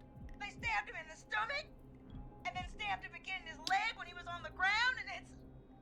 Oh, the knife is still there in his leg! What's your friend's name, Casey? It's Jason Parker! We'll be right back. Peggy, patch us through to the hospital. On it. Phoning St. Gabriel's now. Switch to line 2. Hello, St. Gabriel's Hospital. How can I help you? Hi, this is Forrest Nash from 189.16. We have a stab victim at 25 Nancy Drive named Jason Parker. He's been stabbed in the stomach and the leg. He's bleeding heavily. Oh God, I'm sorry. But the ambulance is... well, you know. I know, but please, we need something, or he's going to die. Forrest, listen, you're going to have to get him here. We need to see him, and we can't get there ourselves right now. We don't have any way to drive him right now. And even if we did, he's bleeding out fast. All right, listen. We need to buy him time to get here. That means stopping the blood first, and then finding someone to stabilize him. To stabilize him, you really need someone with first aid training. Do either of you have any? No. Me neither. Damn it. I'm really sorry about this, but I have other patients who can't wait. All I can do is talk you through the procedure as quick as I can, and then leave the rest to you. You think you can handle that? Hit me. I'm sure we can handle it. Okay, from the top. If he's bleeding out, then you need to get him comfortable and try to stem the bleeding. Lay him down. Apply continuous pressure directly to the affected areas. When the bleeding slows, get a clean cloth of some kind and hold it over the wounds. Get them comfortable. Apply pressure. Clean cloths when slowed. Got it, I think. You said he was stabbed, right? If the object he was stabbed with is still in him, don't take it out. It's stopping the worst of the bleeding right now. If anything, you should secure it so it stays where it is. I wouldn't have thought of that. It makes sense, though. God, that was a lot of info. But I think we can handle that. Glad you got it so far, because there's more to go. I'm still with you, Doc. What else do we need to know? If he's lost a lot of blood, he may enter shock. If he does, act fast. If you applied a cloth and it's bleeding through, don't remove it. Just apply another on top of it. If it's safe, elevate his legs to get blood circulating to his vital organs. Try to keep him warm. Get him to rest and reassure him. We need the patient to stay calm. All right, don't replace bandages. Elevate his legs. Keep him warm and calm. This is a lot. I'm really sorry. That's as much as I can give you right now. Try to stop the bleeding. Find someone to get him stabilized, and get him here as quick as you can. Good luck. All right, Forrest. Casey's still on line 1. Hello? Hello, Forrest, are you there? Hi, Casey. I'm here. How are you doing? I need help! I've been putting pressure on his stomach wound since you left, but he's still bleeding. I don't know what to do. That's good, Casey. The nurse said to do that. What about the knife in his leg? It's gotta be hell. Should I pull it out? No, don't touch the knife. The bleeding will get worse if you pull it out. Are you sure? I'm sorry. I'm gonna stop making suggestions. No, don't worry, Casey. We're a team here. We're all going to get Jason through this. Casey, is his leg wound bleeding right now? I hate looking at that knife. Yeah. It's bleeding. His stomach is worse, though.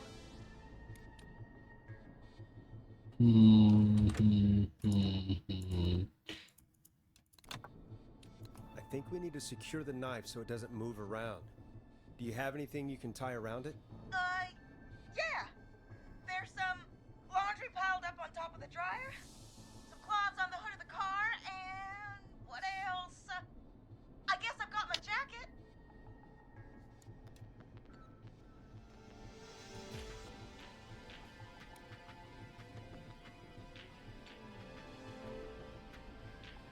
Take the cleaning rags and hold them over the wound. I really hope these are clean. Here we go. I'm sorry, Jason. It's secure. I'm putting pressure on his stomach again. I'm starting to think we might make it. Forrest, can I have a word? Casey, I'm gonna have a quick word with Peggy. Keep putting that pressure on and let us know when the bleeding is under control. You're doing great. But what if something happens? We'll still be here. Just shout if you need anything, and we'll be there. I promise. Okay. I'll wait. Jason, please be okay. What's up, Peggy? We can't stay on the line with her all night. Dawn is still out there. What if other people need us? You're right. She's probably on her way to her next target right now. Exactly. And you heard the nurse. We need someone there with training who can stabilize him. He's got to get to the hospital somehow. Any suggestions, Peggy? I might.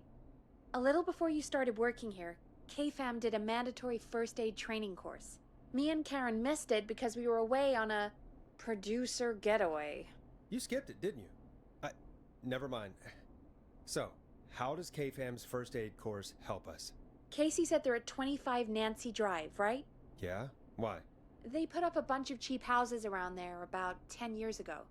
So a bunch of people here at the station live around there. Do you think any of them could help Casey and Jason? Probably, but I don't know who lives there. And since I missed the training day, I don't know who knows first aid. Could you call them and ask? I don't know everybody's numbers. I've only ever called Karen. Everybody's personnel info is probably in Reggie's office. Got it. I'll look through their files in Reggie's office. It's a life or death situation. I'm sure they won't mind. Right. But there are a couple of problems with that. Go on. It's sensitive information, so Reggie probably locked it in his safe. Great. Great. Do you have any idea what the combo for the safe could be? Not a clue. Reggie's a serial note taker, though. Maybe something in his office will give it away. Right. There is something else. I'm not gonna like this, am I? Have you ever heard, "The future is floppy"? Peggy, what the hell are you talking about? I'm talking about floppy disks. Floppy disks are like these futuristic things that have information on them. You put them in a computer and they do something.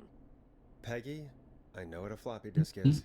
Anyway, Reggie decided that the future is floppy and started phasing out our physical records and replacing them with these floppy disks. I imagine it's the same for our personnel files. That's good to know. Since we haven't heard anything from Casey, I'm guessing Jason's okay for now. I'll check out Reggie's office and see what I can find. You'll need a key for that. I'll just slide it under my door now. Thanks, Peggy. I'll just have to look around.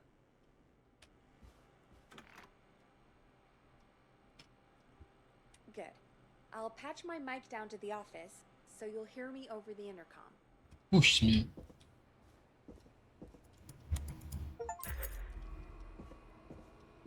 I'm not getting in there tonight. Dobra, które to były drzwi?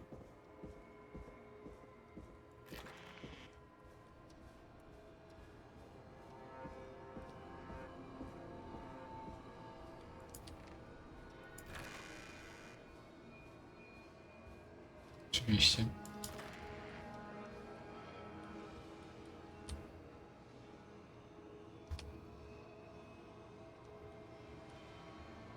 Looks like I need a 4-digit code.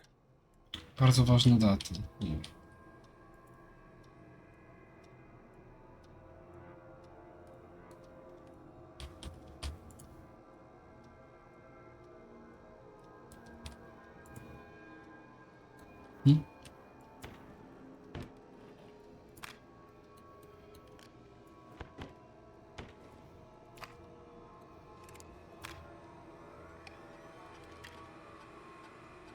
Could this be it?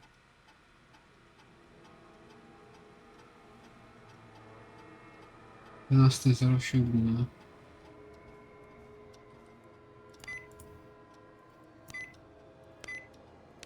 Nice!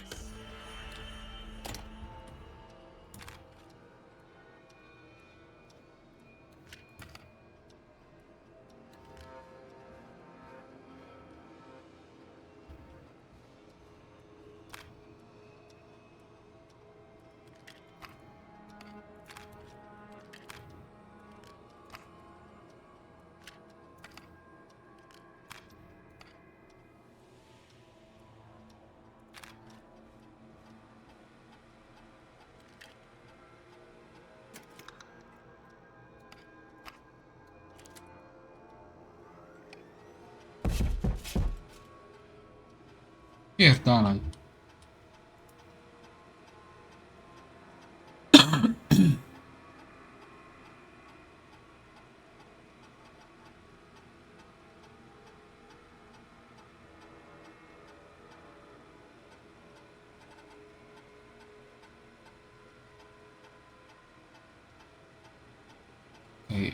John Hedges jest pewnie najlepszym wyborem.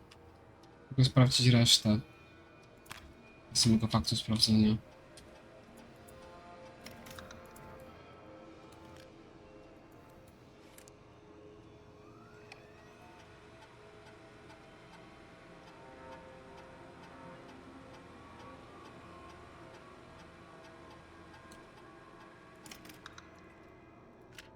Jest medykiem wojskowym, więc...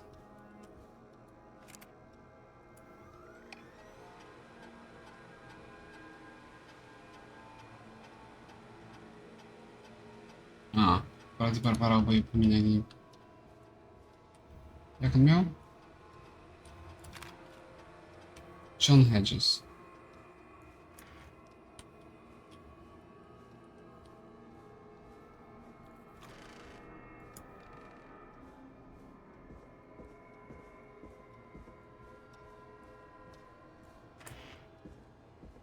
Czemu jest czerwono za oknem? Wcześniej było czerwono za oknem.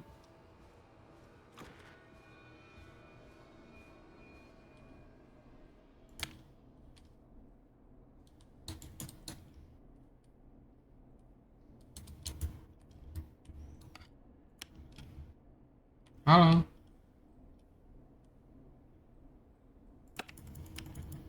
Kurwa.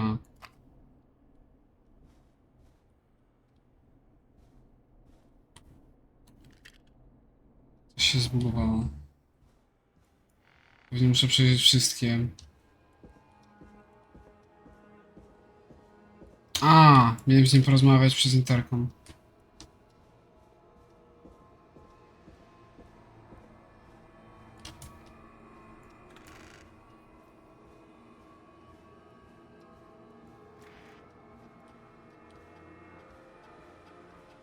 Hey, Peggy, you there? Yeah, I'm here. Did you find what we need?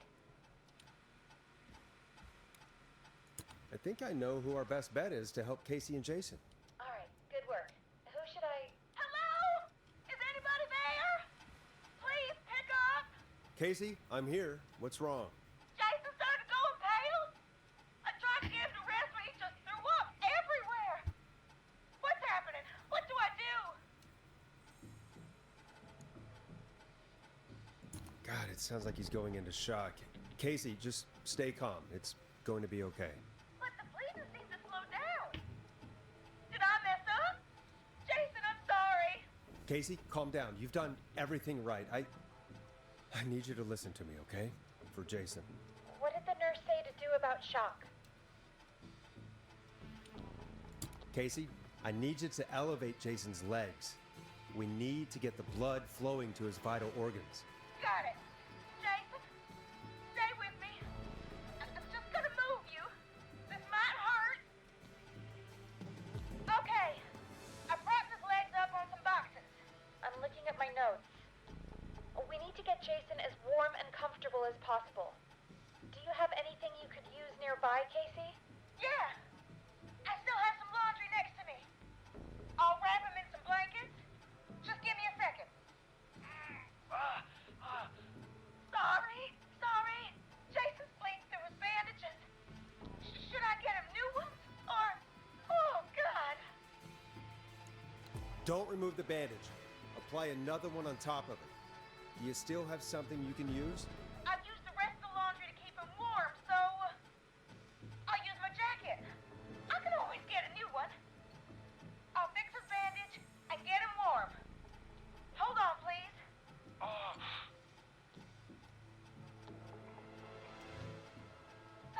Sorry. I'm done. You're gonna be okay, Jason. Just relax now, okay? Oh, I'm scared. He's not doing well. Is he? Is he gonna... Casey, I need you to be strong for Jason. Sit with him. and reassure him that everything's gonna be okay. Okay? Okay. Please. I can't give him what he needs. Please, help. I can't lose him. All right, Forrest, we need to hurry. Jason doesn't sound like he's doing too well. You said you knew who to call earlier? Who was it? John Call Hedges. John Hedges. He lives on Nancy Drive. He didn't really participate in the first aid training, but he's a former war medic. He's probably the most trained person we have. Really? I never really spoke to him before. A war medic, huh? Yeah, and according to Reggie's notes, John keeps all of his old equipment at his house. He's something of a hoarder. All right. What's his number? 5420735. Calling now. Let's hope he picks. Who the hell is this calling me at? What time is it? John, it's Forrest Nash here at KFAM. We have an emergency and we need your help. Forrest? If this is a work emergency, then it can wait until the goddamn morning. Just leave me a note like everybody else. John, no, this is a medical emergency. A man has been stabbed by the Whistling Man, or never mind. He's badly hurt and he's going to die unless we get someone to him now. The Whistling Man? What kind of joke is this? John, we're not kidding. A man is gonna die if we don't help him right now. Seriously? I haven't been called on for over 10 years. Where's the patient? What's his condition? He's at 25 Nancy Drive. I think we got his friend to stem the bleeding, but he's gone into shock. He's passed out right now. You say he was stabbed? Do you know the extent of his injuries? From what we were told, he has 2 major stab wounds.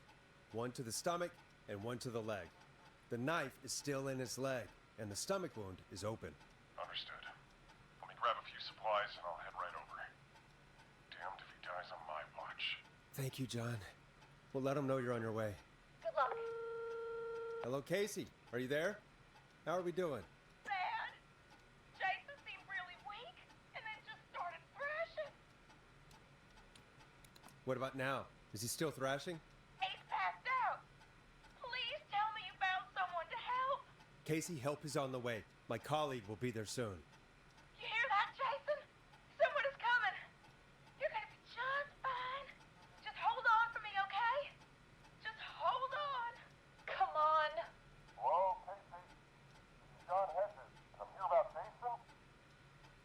Please let me in. I'm guessing that's Jason there. Casey, I'm gonna need your help. Forrest, Peggy, don't you two worry. We've got this from here. Okay. Forrest, we'll call you back later. I have to go now. Good luck, everyone. God, I hope he's gonna be all right.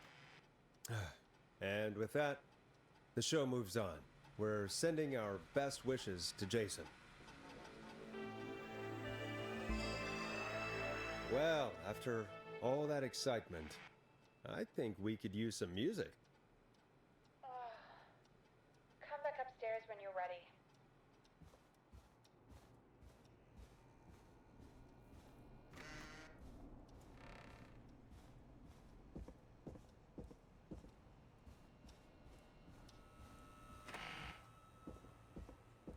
Wydaje mi się, żeby to okno było wcześniej czerwone.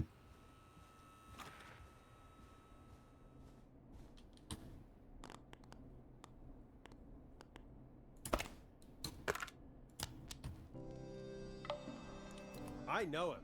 You love him. This is Roddy Snatcher with his new single, Final Breath. It's getting pretty late. This might be your last break for the night, so try to enjoy it. Give me a buzz when you want to go back on air. Let's roll. You got Kończmy it. to, kurwa. We've got another call coming through, too. Welcome back to 189.16, The Scream. I believe we have another caller on the line. How are you tonight, caller? Forrest, it's me, Roller Ricky. Oh, and Maxie's here too. Good to hear from you again. How are you both doing? Oh, we're good, man, thanks to you. You're like our guardian angel. That wouldn't be a bad look for you, Forrest. A little White Wing Halo number? Maybe something for the KFAM Halloween party. All right, everyone, let's calm down. Ricky, I'm just glad we could help you and Maxie. Is there anything else we can help you with, Ricky? Actually, I think I have some info that might help you. Oh? What's that? You see, man, me and Jason know each other. You know each other? Yeah, we went to Gallows High and played on the football team together. He was a gnarly offensive linesman, and I was our star wide receiver. Runner Ricky, they called me. All right, and what does that have to do with tonight? Well, because George, the guy who drowned, he was on our team too. Tell me about him. What was George like? I didn't know him for long, man. I'm sad to say. We had our first team party on the night he drowned. He seemed like such a good dude. Ricky, were you there when George drowned? No, man. Once the party turned, I beat feet out of there. Man, I remember George and his girl there. There was a whole lot of love, man. I could see it, you know? Dun, dun, dun. Ricky, please. What was her name? I never got her name, man. He just called her Bean. I didn't really know her before or see her after that. Then what did she look like? Please, tell us anything you remember. I just remember a pretty girl, man. I'm sorry. Ricky, you said the party didn't last long. What happened? We were just having a good time, and then the next thing I knew, everyone was running for their life. I looked up and saw a goddamn whistling man in the trees. And I never ran so fast in my life. I ran straight home. Didn't know about George until next morning at school. I'm guessing it was whistling night, wasn't it? That the whistling man was just another kid. Yeah. I don't know how George died, but I always felt like if anyone deserved to die that night, it should have been me. And Ricky, it wasn't your fault. You're not a bad person. I know that now, ma'am. It took a long time to learn, but yeah, just thought I'd tell you all what I know. Thank you, Ricky. This helps. Thank you. You got it, man. Anyway, I think it's time for me and Maxie to free up your phone lines. Thanks for listening, man. I'll let you to it. Night, Ricky. All right, folks. Looks like we got a new lead in the case. If anyone has any info about this mysterious being, please call in. If she was George's girlfriend back then, she's probably in her mid to late 30s now. Huh. Oh, we have another call coming in, but hang on. What's up, Peggy? Okay.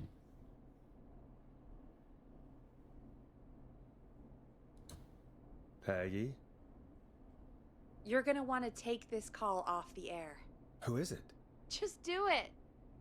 All right, folks, it's time for another track. Here's one to help you sit back and relax.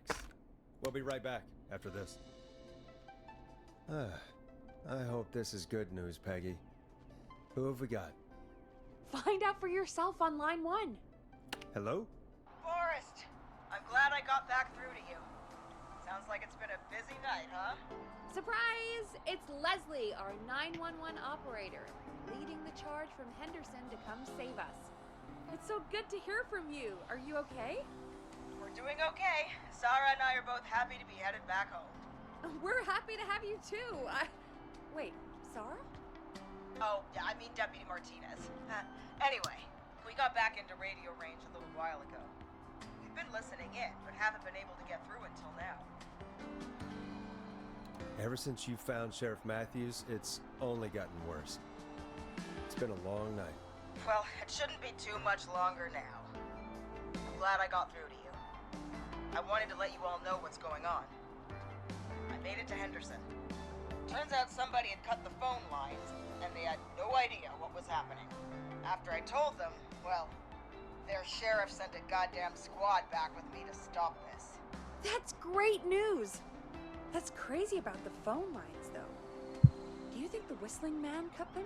I'm guessing so. I don't know how how the Whistling Man did it. But that doesn't matter right now. Listen, we're coming in hot, but we need your help. I know Gallows Creek isn't a big town, but if we don't know where the Whistling Man is, we can't get him. Her. That's where you come in. You can count on us. What do you need?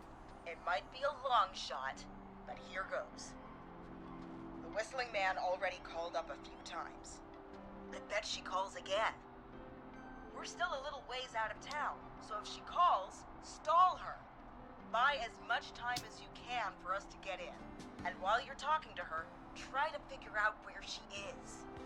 We'll be listening in, so once her location is known, we'll head straight there and end this nightmare. I'll do my best. I know you will. Heck, I can see the headlines now. Forrest Nash's interview of a lifetime. Anyway, I'll radio the other cars and tell them the plan is a go. Hopefully the next time I see you, it'll be with our killer behind bars. Take care now. We'll see you soon, Leslie. Oh, thank God. It sounds like this is almost over. We're nearly through this. Best we don't waste any time then. Let's get back on air. You got it. Okay, Forrest, shut the music off. Bringing you back live now. Welcome back to The Scream with me, Forrest Nash. The line is lit up, but before I get to our next caller, I just want to say, things are looking up. It's almost over. But for now, let's bring in our next caller. Evening, caller. This is Forrest Nash. Hello, Forrest. This is John Hedges. I'm here with Casey. I wanted to give you an update on Jason. John! Is he gonna be okay? He's a fighter. He'll be fine. We've got him stabilized and resting in a bed. We're preparing to move him to the hospital. Thank you so much. If you hadn't been there, then... God, I don't even want to think about what would have happened. Of course, Casey. We're just happy he's okay. John, Casey, you two did all the work. Tell Jason to get well soon from us, whenever he's up for it. Well, why don't you tell him yourself? Is this Forrest? It is. I hope you're feeling better now. It's good to hear you, Jason. How are you? Oh, well, you know. I've got a hole in my stomach, and there's a knife in my leg, but John gave me something to take the edge off. So, I might feel even better than either of you. Oh. Take it easy until you get to St. Gabriel's. I will. But, before that, I needed to call you. I'm guessing the Whistling Man is still out there? Yep. As far as we know, anyway. I was worried you'd say that. God damn it. Actually, I'm glad you called. I wanted to talk to you about what happened earlier. Go for it.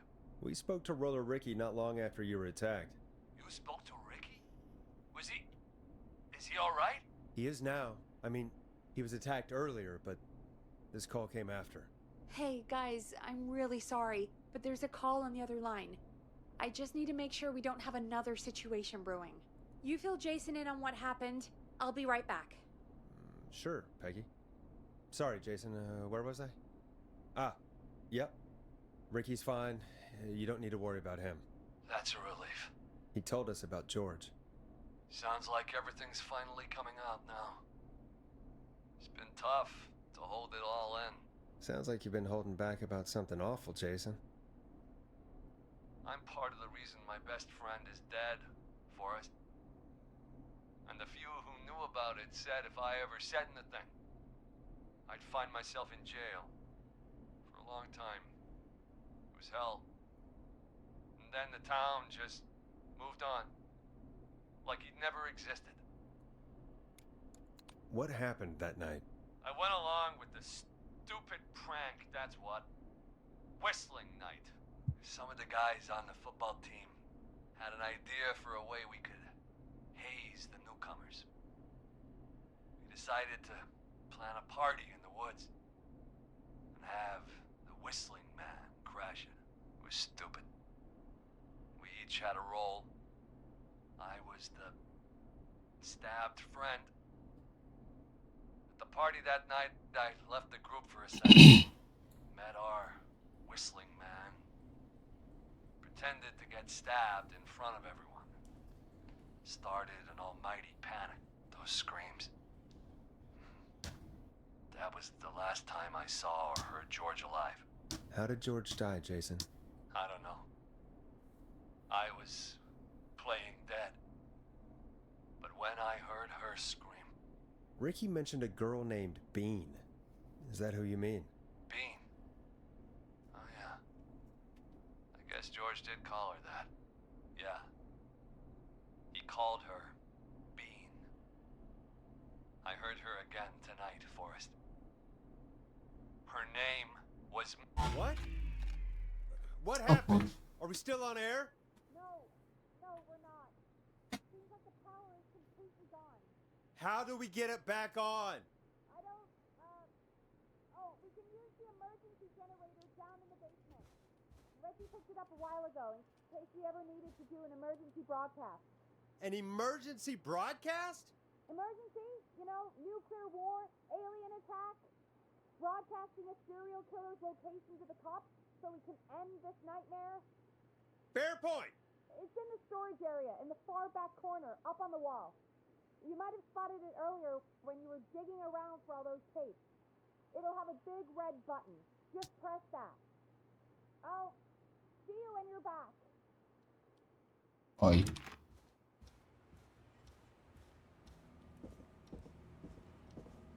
Czemu wszystko musi być kurwa w piwnicy? Mogą mieć generatora zaraz w biurze. Kurwa, straszyłem mi jebanego wiatraka. Czemu ten wiatrak chodzi, jeżeli nie ma prądu?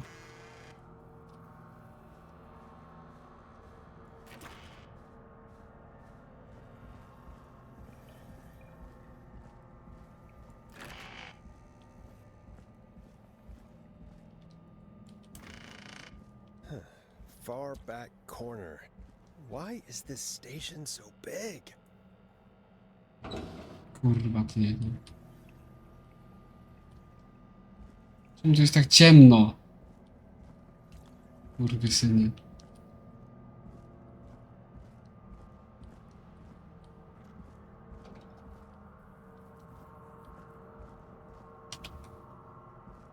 That must be it. Boom! We've got power.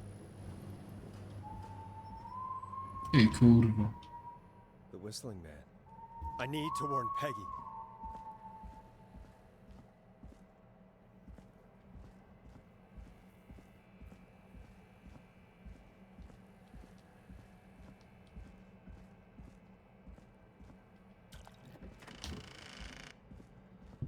Peggy, are you there? Are you... Peggy! I need to get back upstairs. Kurwa. Się nie będę chował po żadnych szafkach. Będziemy się napierdalać.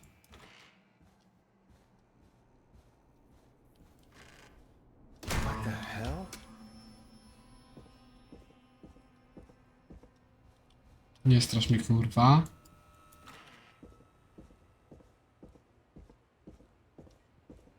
Kurwa. Oh no. Peggy, where'd you go? Skurwysynu. Jebańcu. No way. This can't be happening.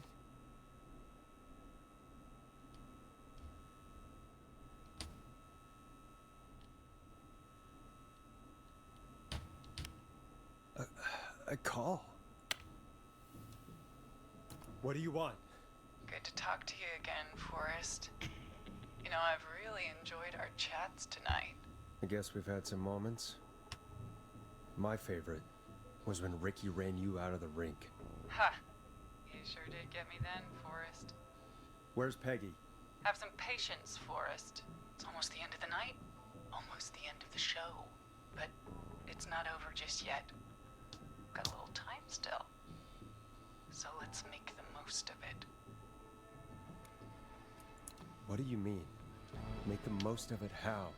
Well, Huh? I thought we'd end tonight's Whistling Man special with a special guest. The one who started it all.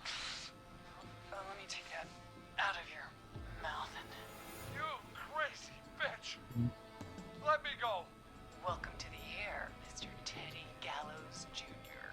Wait, It's all gonna come out tonight, Teddy. Your daddy and his money saved you 20 years ago. But even if he crawled out of his coffin with all the money in the world... wait. Where the hell is Teddy? How are you talking to him if you're here with me? Because I'm not there with you, Forrest. To oczywiste. I'm here with Teddy. And if he says where that is, well, he knows he'll get it. Wait, then who am I looking at? Forrest Nash, let me introduce you and all of Gallows Creek to my boy, Henry Barrow. Your son? You mean you... Wait, that he... Yes, Forrest. He and I had a son. So there were two whistling men tonight. Of course. That explains how you were always able to get around town so quickly. And that's how you escaped the secret archives in the newspaper office. Don't think I've forgotten about that, Forrest. Locking my sweet boy away like an animal. And Murphy, he was right, wasn't he? He did fight a man. He did. I taught my boy to never run away from a fight. Hang on. Did you say Barrow? Then are you? Let me just get this mask off. Damn uncomfortable thing. No wonder Mooney went crazy wearing this. There we go. Marie Campbell? George's old girl. Oh. Well, it sure has been years since I last saw. Oh, God damn it. Marie Campbell. So, not Dawn, huh? No, not Dawn. What are you going to... Everyone's gonna know now what Teddy did. He killed George that night. This night. 20 years ago. Listen to me. You... You're gonna talk when I talk to you. And not a moment before. Meanwhile, Forrest, I'm gonna give you the chance to talk. You're gonna help me reveal what really happened to George all those years ago. Okay, Marie. I'll do it.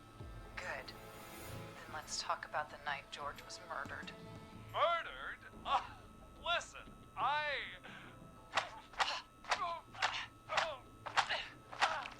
No, dziwny BDSM. I said you speak when you're spoken to. Now, I know you've done some good work tonight in piecing together what happened to George 20 years ago, and that's why I want you to interview us. Interview you? All right. I can do that. Thank you. I want you to help me and Teddy tell the story, Forrest. Do a good job. And hell, you might be the only one to leave here alive.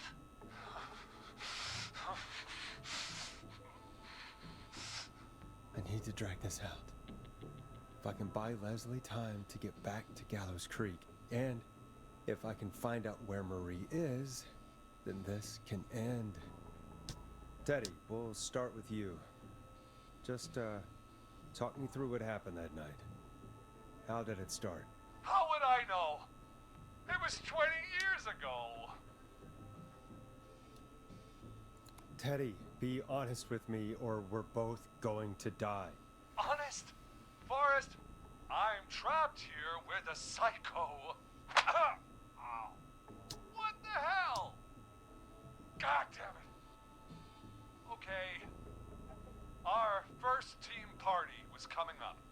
And when I saw the date it was scheduled for, I had an idea for a way we could prank the new guys.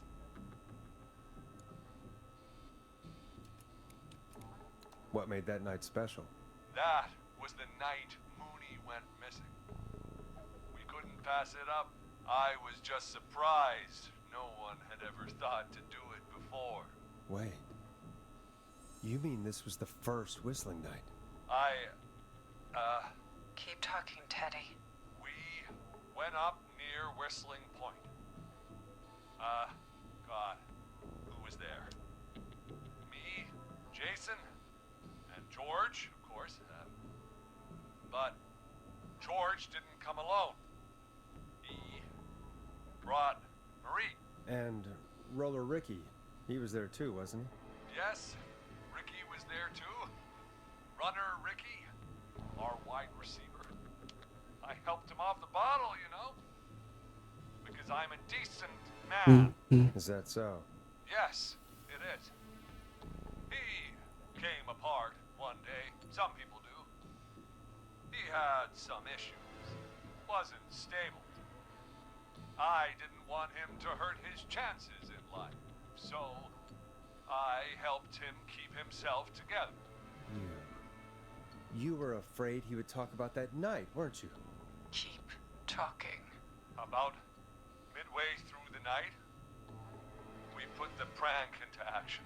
We looked up at the trees and saw Jason there. Bloody, like he'd just been stabbed.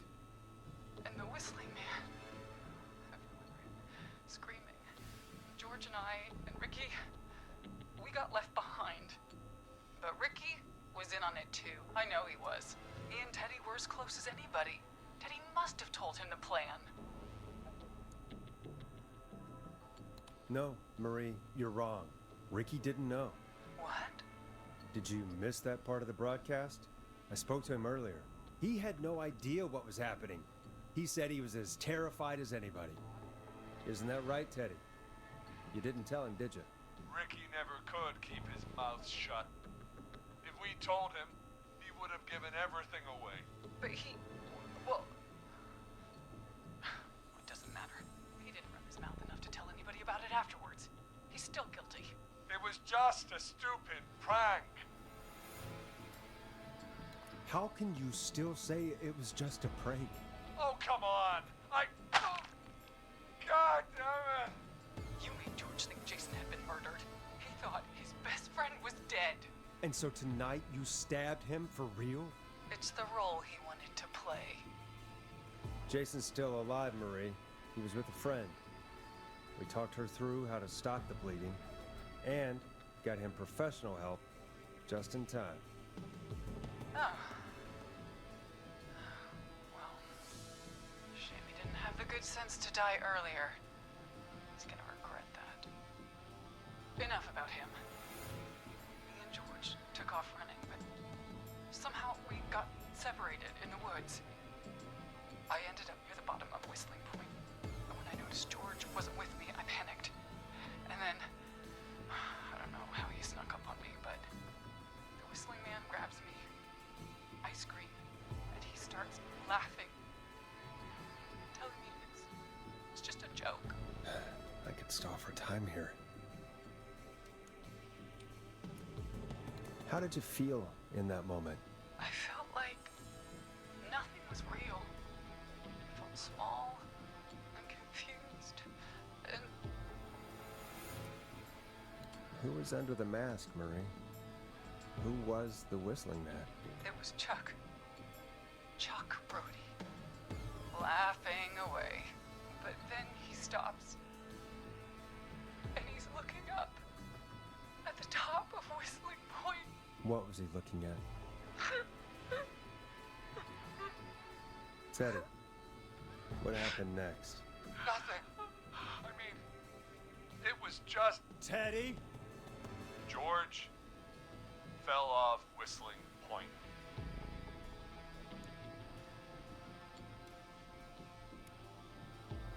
Why'd he fall, Teddy?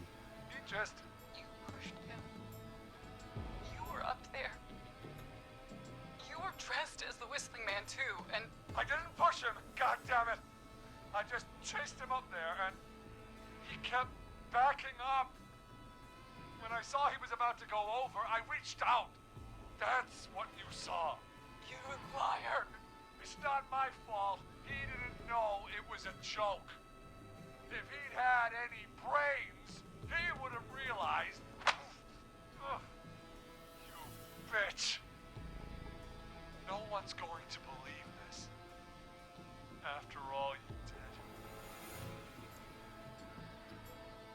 if she's lying, why the cover-up? My future was at stake, Ash. You know what it's like. People like us are bred for bigger things. I'm going to be the mayor of this town, Forrest. And then governor. And then, who knows? What happened that night was tragic. It should never have happened. But it was a mistake. It was just a stupid joke gone wrong. So my father sent Clive out to clean it up. Why should a blip ruin my future?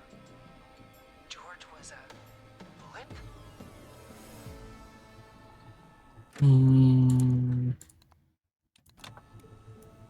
He wasn't a blip, Marie. His father covered it up from there. I searched for George's body all night, but Sandra found him the next morning while out jazz running. she found him in the river, but she lied about that to protect Teddy. She said something about her rent going up, unless she... Teddy, did your father own Sandra Sharp's dance studio? It's Gallows Creek, not Sharp Creek. I'd answer the question if I were you, Teddy. Yes, okay. We own most of the town. That's it then. Your father was going to run her out of business, unless she lied and said she found him in the reservoir instead of the river. What my father did in his business dealings is nothing to do with me. The false reports. That's why you killed Sheriff Matthews too, isn't it, Maria? Not just to get him out of the way, but... Everyone was in on it, Forrest. Even the coroner wrote a fake report. Said George was drinking. That he just got himself into trouble.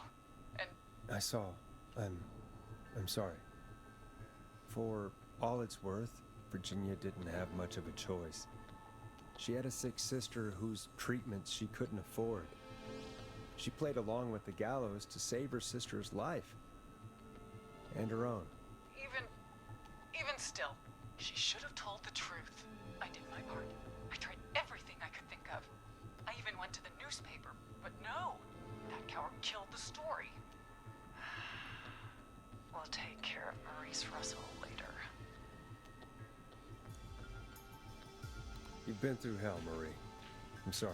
You've got no idea. Never should have started. He shouldn't have pushed my George off the cliff. He should have been punished. He's coming to a stop. At least for now. Here, where George and I first met, before he joined your football team. It was right after he shot the winning throw. Wait a sec.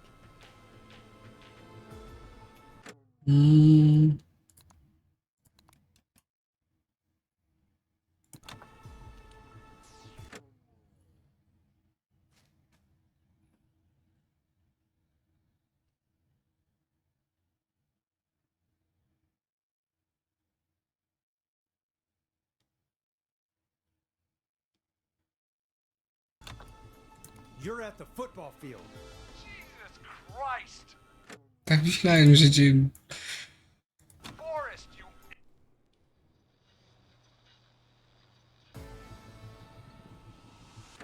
Co to?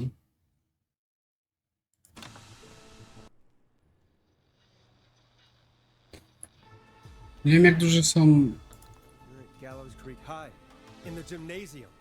That's right, Forrest. Not that it matters, but yes, we're here. Anyway, I think that about wraps up the interview with Teddy. So, Marie? Where? Oh my god. Peggy! Teddy? You gotta help me. quiet. Co się odpierdala? Talk more later. Now I have to talk to someone who mattered more than you ever did.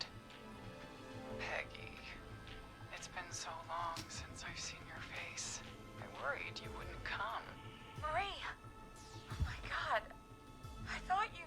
And here I was, thinking you'd forgot me. I sister. Peggy, what's happening? Why are you even there? Wanna explain, Peggy? Earlier, while you were speaking to Jason, I got a call. Do you remember? Well, it was from Dawn. She said that my sister Marie was there that night George died, and that I should come to the gym for a reunion.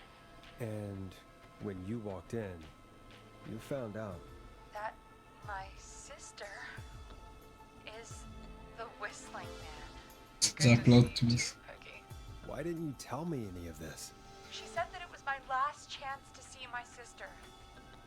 I knew if I told you, you'd try to stop me or come with me when we need you on the radio. And I just... I'm sorry. This has to be a lot for you. I just... What happened to you, Marie? You just disappeared one day. Disappeared? I was thrown out, Peggy. I begged Mom and Dad to do something about what happened that night, but did they care? No. They told me to stay quiet. They only cared when they learned I'd been with George. And Marie, I'm so sorry. I never knew. it's not your fault. Really, it's Mom and Dad I should be seeing right now. But since they're dead and gone, well, I'll have to settle for the next best thing. Next best thing? Do you mean? Someone has to pay for what they did. Marie, please. Mom and Dad are gone, Peggy. Besides, you forgot me. Just like the rest. You forgot. Is there any way I can prove Peggy didn't forget Marie?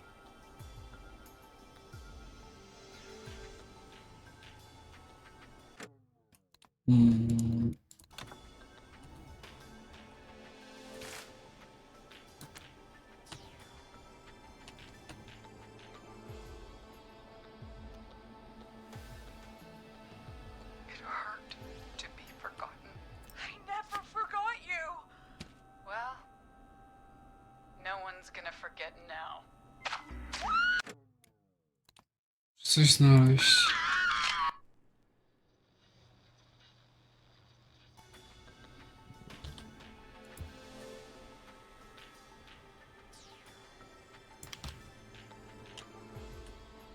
Marie, Peggy never forgot about you.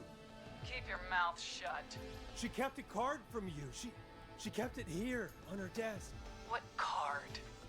The card you made me for my 8th birthday. What does it say then? Happy birthday, Peg. Now you're great and 8. Love, M.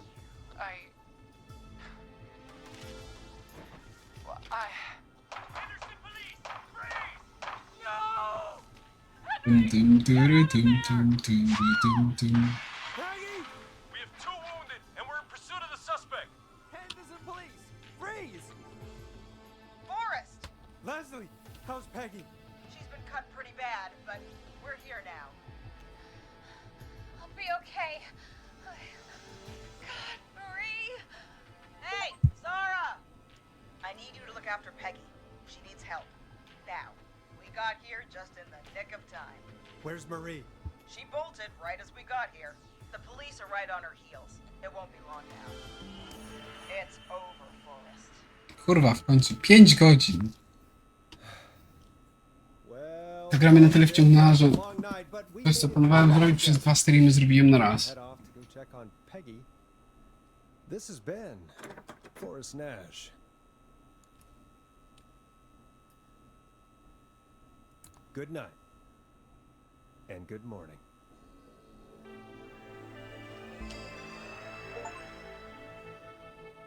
Oh.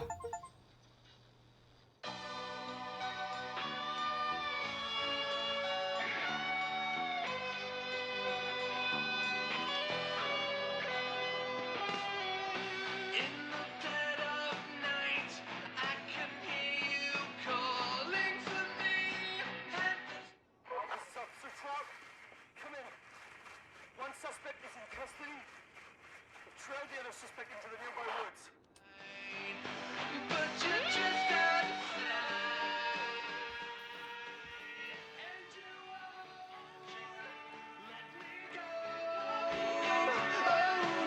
Fajne kredyty. Ale jak tak patrzę,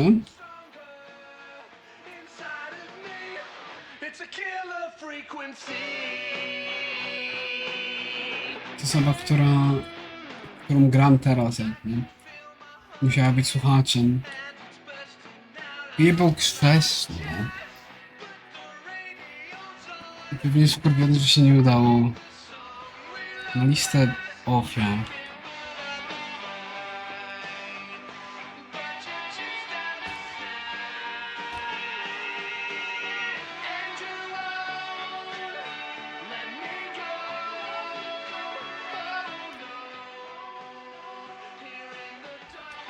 Myślę, że jest jakkolwiek zaangażowany przez to, że ma taką live.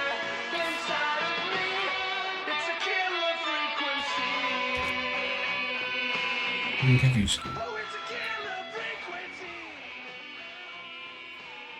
Generalny rozpierdol.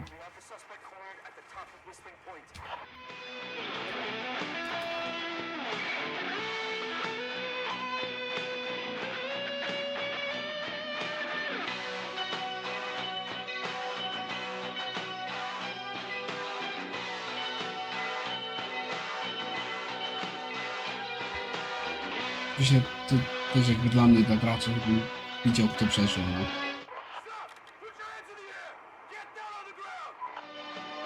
A myślę, że to też może być zabieg storytellingowy.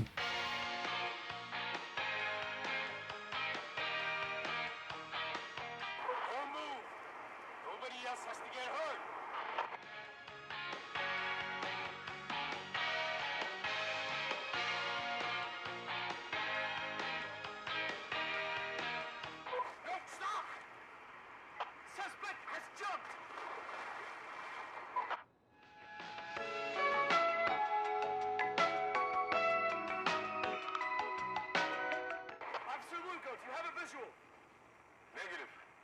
No sign of the suspect anywhere.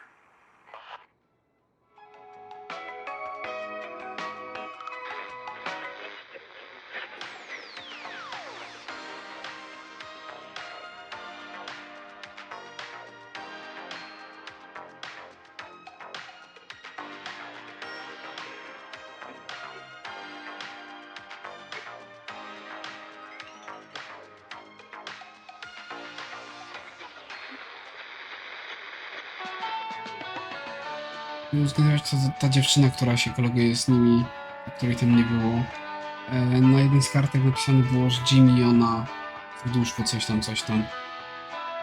Też miała aksy na biurku. Bardzo losowy strzał, ale to zupełnie nie wygląda jakby miejsce, w którym miała być. Ale też wzięli interna bez powodu. Nie było jej tam z nimi.